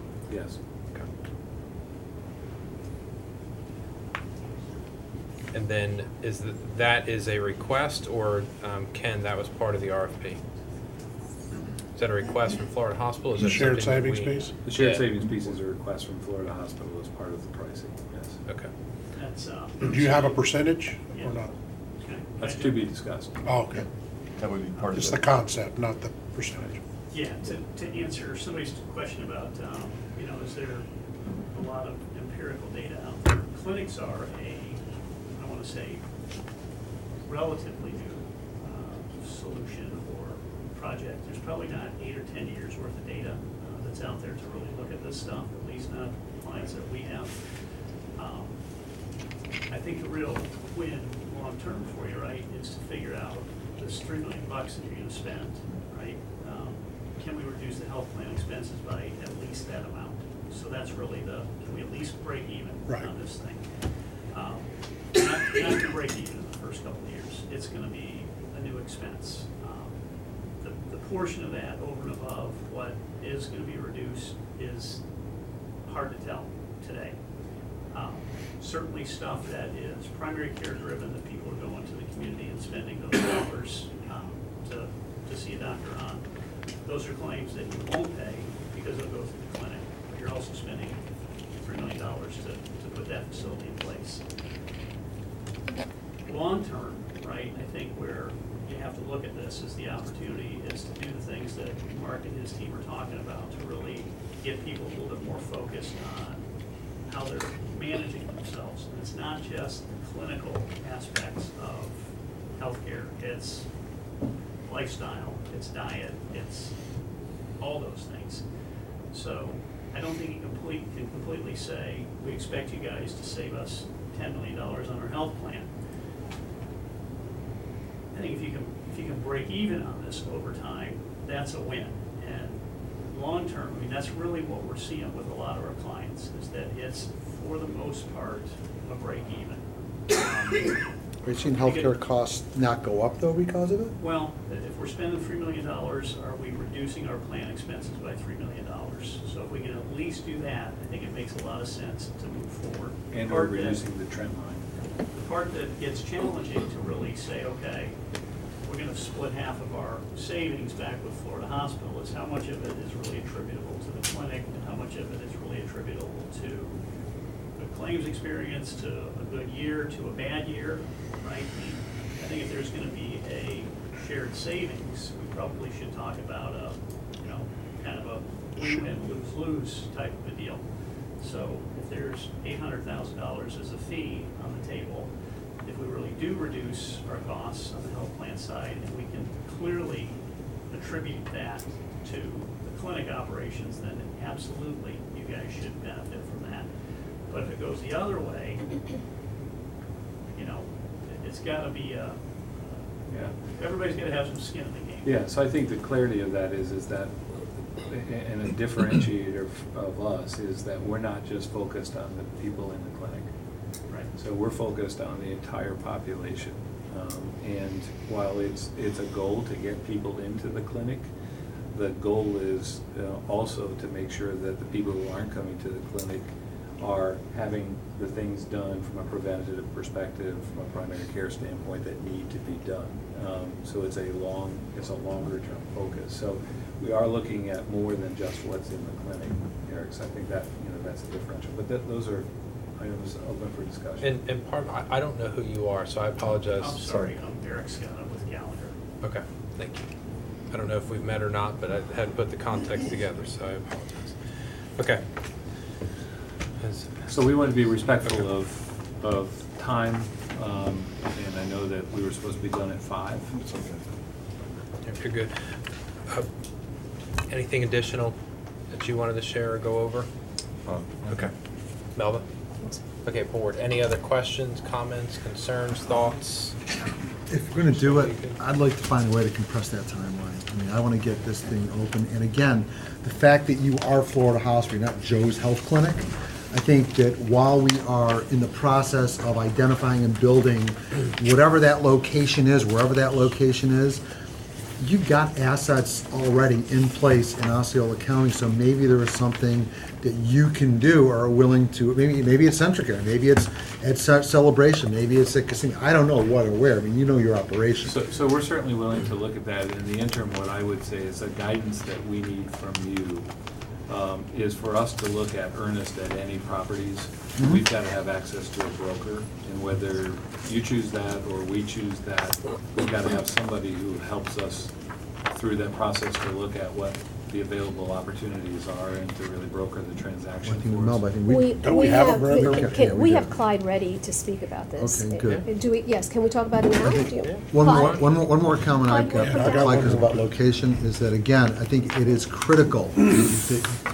I don't know about how the rest of the board feels about it, how staff feels about it. I really think that we need to have alternative options for those, I mean, you know, you get a bus driver making $20,000 a year, there's no way he can afford to put his wife or whomever on a plan. So if there's something we can do for some of these other employees, if there's something you come up with that you could share with our staff that can bring it back to us. Does Cigna have an exclusive with us where we're not allowed to do something independent of them? You can create innovation. I mean, I don't know what, Yeah. I don't know what our contract, if it's something that says we have to do everything through us, if you do, break the contract. If not, then, yeah, let's find something that's a little more flexible to take care of our employees. Right. I want to point out, the owner of Joe's Health Clinic is going to call you quite upset because I keep referencing. So. I want to say Tim's, but I didn't want to Yeah. embarrass you, that's Yeah, why. exactly. Thank you, I appreciate it. But, Can I ask a quick question? I know that we had, and I'm not sure what we can do here today, I know that we delayed giving you guys the authority to start negotiating. No. Or You approved we that. did approve that, okay, I thought we'd held that to the, okay. So that's going on, we're moving, you're moving, okay. We wanted you Was to that you have. coming off that night? No, that's fine, I just, We were waiting for this Right. meeting with, so you all could have some input and kind of be brought up to speed, and then if you've got any, we're looking, if you've got any direction. Yeah, speed away. Okay. That's, so, and then the next step would be to get together with them and have some more nitty-gritty conversations. Okay, Clyde? Sure. When we began looking, trying to identify what a clinic would look like, where we would go, we worked with Todd and Ken and Melba and Mr. Phelps, trying to identify what would work from a size standpoint. We started at about 8,000 square feet, and we've identified some vacant buildings that probably would work fine. 2 of them have been health clinics or walk-in clinics or something at one time or another. One is on 192, West 192, around the Golden Corral area. It's been vacant for a while. There's some code issues, ADA accessibility issues that from a renovation standpoint would probably limit us, and it's not real central. We also looked geographically and thought that outer part of Kissimmee or right in this area would be maybe to begin with, and then we'll look at St. Cloud, Poinciana for auxiliary sites later. Linda has put together a packet. Now, I'm not sure, I don't believe it's totally ready to share today, but we've located 5 properties, and we pulled appraisals on 2 of them that are right next to our Zenith over here. These are independent of what's in here, or do they mirror? 2 of them are in there, 2 of them are in there. I'm not exactly sure, I apologize. Yeah, okay. 22, page 22. Okay. I know the horseshoe. The horseshoe, right. Okay, the horseshoe is one of them, and also, Wawa. and then I thought the Council on Aging building got taken up. the 2-story building that's next to Wawa, Coastal Dental is in there right now. You told me about That is on the market. How much they want for it? About $60 a square foot is what they were asking for. To rent or sell? No, to sell. That was the purchase price. But it's got, as well, it's a 2-story. There are some ADA to bring it up to current code. If we go in there and renovate and do anything to it, we have to bring it up to today's codes. And there's some, Mr. Davis has looked at it from architectural standpoint. But that's part of the packet that we want to bring back. We're not quite there yet, but we would like to share the horseshoe location, which is adjacent, contiguous to the Zenith building, actually. So, Plenty of parking. plus it adds to the parking that we already own. So our real estate would really, we would own that whole corner and the old Kmart.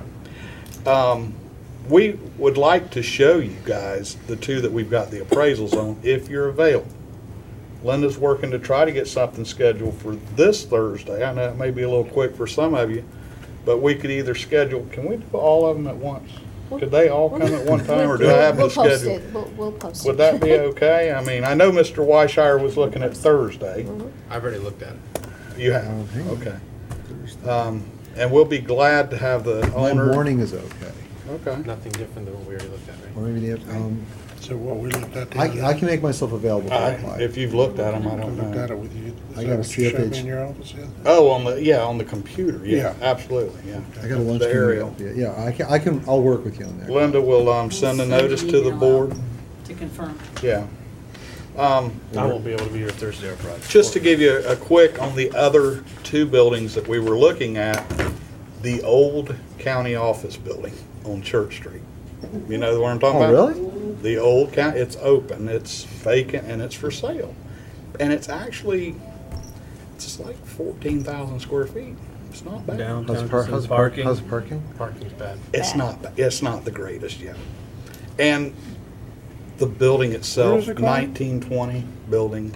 On Church Street. Church Street, right by Shamara's Oh, yeah, yeah, radiator, yeah. where the Right, county I know where it office is. Okay. You gotta take us It down was- then sometime. Melba and I got hired, there. that's where we were hired at, right, Ken and Linda probably. What, have you looked at the Florida hospital location that they were talking about? I have not, but we also looked at the county CAC building, Right. the second, third floor of those. When we were in there, they were renovating it, and essentially they went ahead and gutted it. Pete just had Arn I mean, gutted honestly, it. my take on it, Clyde, I mean, I'll go look at whatever you want me to, but There's I no need- parking at that. I That's, need you guys to make a decision and come back with a recommendation. They're gonna versus add some move. parking at that facility though. Yeah, but it's gonna take a while because it's quite costly. yeah. And I know Melba and Dawn have had a lot of talks Yeah. about it, and I'm kind of leaving that one, Yeah. if that's something that she and That's Dawn okay. work out, and that's Can fine Don with lease it me. to us for $1 a year for No. 30 years? Actually, Yeah, yeah, $100 no, a year? it just is, it when was you at look at market the rate, parking, there's and they no were- parking they- available. They Jim. hadn't set a market rate yet. They were gonna lease it to us for a market rate. So, My take on it, I mean, I'll go wherever you need me to, but my take on it is, you guys make a decision, bring back a recommendation, let's move. well, I mean, Well- it's a purchase. I think y'all need to look at them. And, Sure. and I think that's Be comfortable and that's with good it. for them to know. You feel that way. I wanted to see all Yeah. the real Yeah, estate. the real estate business. These guys, I know Clarence had said he wanted to be pretty involved in the process. I think Ricky and Melvin may have 19,000, alluded to the yeah. same. So As long as- Let me talk about the I'm not a realtor, but I want to see this. Yeah, You have to see it. the horseshoe. When I talk the horseshoe, Thursday morning? there used to be some, a church in there, Oh, it and there is. was at one time Weight Watchers. There was a kidney dialysis I know center. exactly what it is. It was just down from where Quest was. It's on another part of a building there. It's 19,000 square feet. The beauty of the horseshoe, or what I would say the beauty, and Todd and Ken have really looked at this. It gives us from a district standpoint, maybe some more office space down the road if we needed it. Perhaps risk management could move there if we needed more space here. Or we could actually put a fitness center right over there. And that was really something we were That's- kind of holding back on. That's a great idea. But what a benefit to the employees. You could have an actual weight room with some machines That's and a- Florida stuff Hospital that, knows how to do that. that me and Clarence will be over there on the Go to elliptical go to at their 5 gym in and the do a morning. celebration. They have an Ricky They too. have an automatic? Are you saying I need to go to the gym? I'll see you there at 5 in the I'll morning. show you all how to work out. I'll be happy to show you all how to work out. It, yeah. yeah, no, you're good. I mean, that's why just, I'm having this. just an idea of the larger footprint. That is, it's large. 19,000 square feet, certainly more than we need for the clinic, but I think it gives you a lot of Put a fitness flexibility. center in there, yeah, I love that. And I would love for everyone, if you want to look at it, Linda will send out a time that we're going to meet over there, and if you can make it, it'd be great. Just let me know what Won't time. take an hour to go through both of them. It won't. When you say both, what two? I know the horseshoe. What's the second? The Wawa, the Coastal. coastal, the coastal. Yeah, we pulled appraisals on both Okay, of them. those are the two I wanted to see. Are they both ADA compliant right now? No. Neither of them are? What about? The horseshoe more so because it's a single story. Okay. Yeah, you've got some stairwell issues Mr. Davis looked at, egress, dead-end corridors, things like that he Okay. would have to work I on. get it. It costs a lot. A couple things that I heard that I think are important is Mark and his team and Jake and the guys from Florida Hospital having an opportunity to kind of see these sites as well, because Sure. from an operational standpoint, it's going Come to out be on important. Thursday. That's why I kind of let this kind of go on, is because it was a key piece for you, and you were talking about real estate and brokering and all this type of things. Hook up who We you have a need to broker be. that we utilize at the district, and so that may already be solved for us, and there's some siting that's I already would been say done. So probably that may 9 shorten or that 10, timeline we're if these are hoping. adequate sites, both from an operational perspective as well as from a board perspective. On-site. On-site. We'll just meet at the, she'll let you know where we'll meet. I don't know, actually. Can you make a left-hand turn into Zenith? Right, No, and you have to do turn your turn right at and the do a turnpike U-turn. entrance. If you're going east on 182, it's a Well, I right know, turn. yeah, I know, but if you're going west, Yeah, you can turn left. Yeah, you can go across. Right across from Rodeo into- Diner. You can, From rodeo. well, yeah, I can land there, but I'm not. but when you come. No, you have to. But Tim, yes, if you're headed west, you From- can from cross St. and Cloud, go you can into turn Zena's in, but you parking can't. lot. You have to go Yeah. down the Yeah, red light yeah. and turn, make a U-turn. So we'll move with Ken then. Anything else Board, for us? anything additional? No? Mark, team, thank you for Well, being yeah, here. good Thank you. presentation. Very excited to have you on our team. Mark, thank you.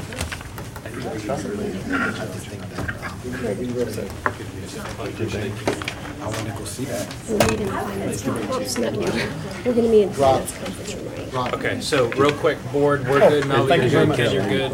Oh, yeah. Have any? No, if they're good, we're good. We'll be adjourned. Hey, I got the first lady and the president out to get me in the beef. 5:30 conference.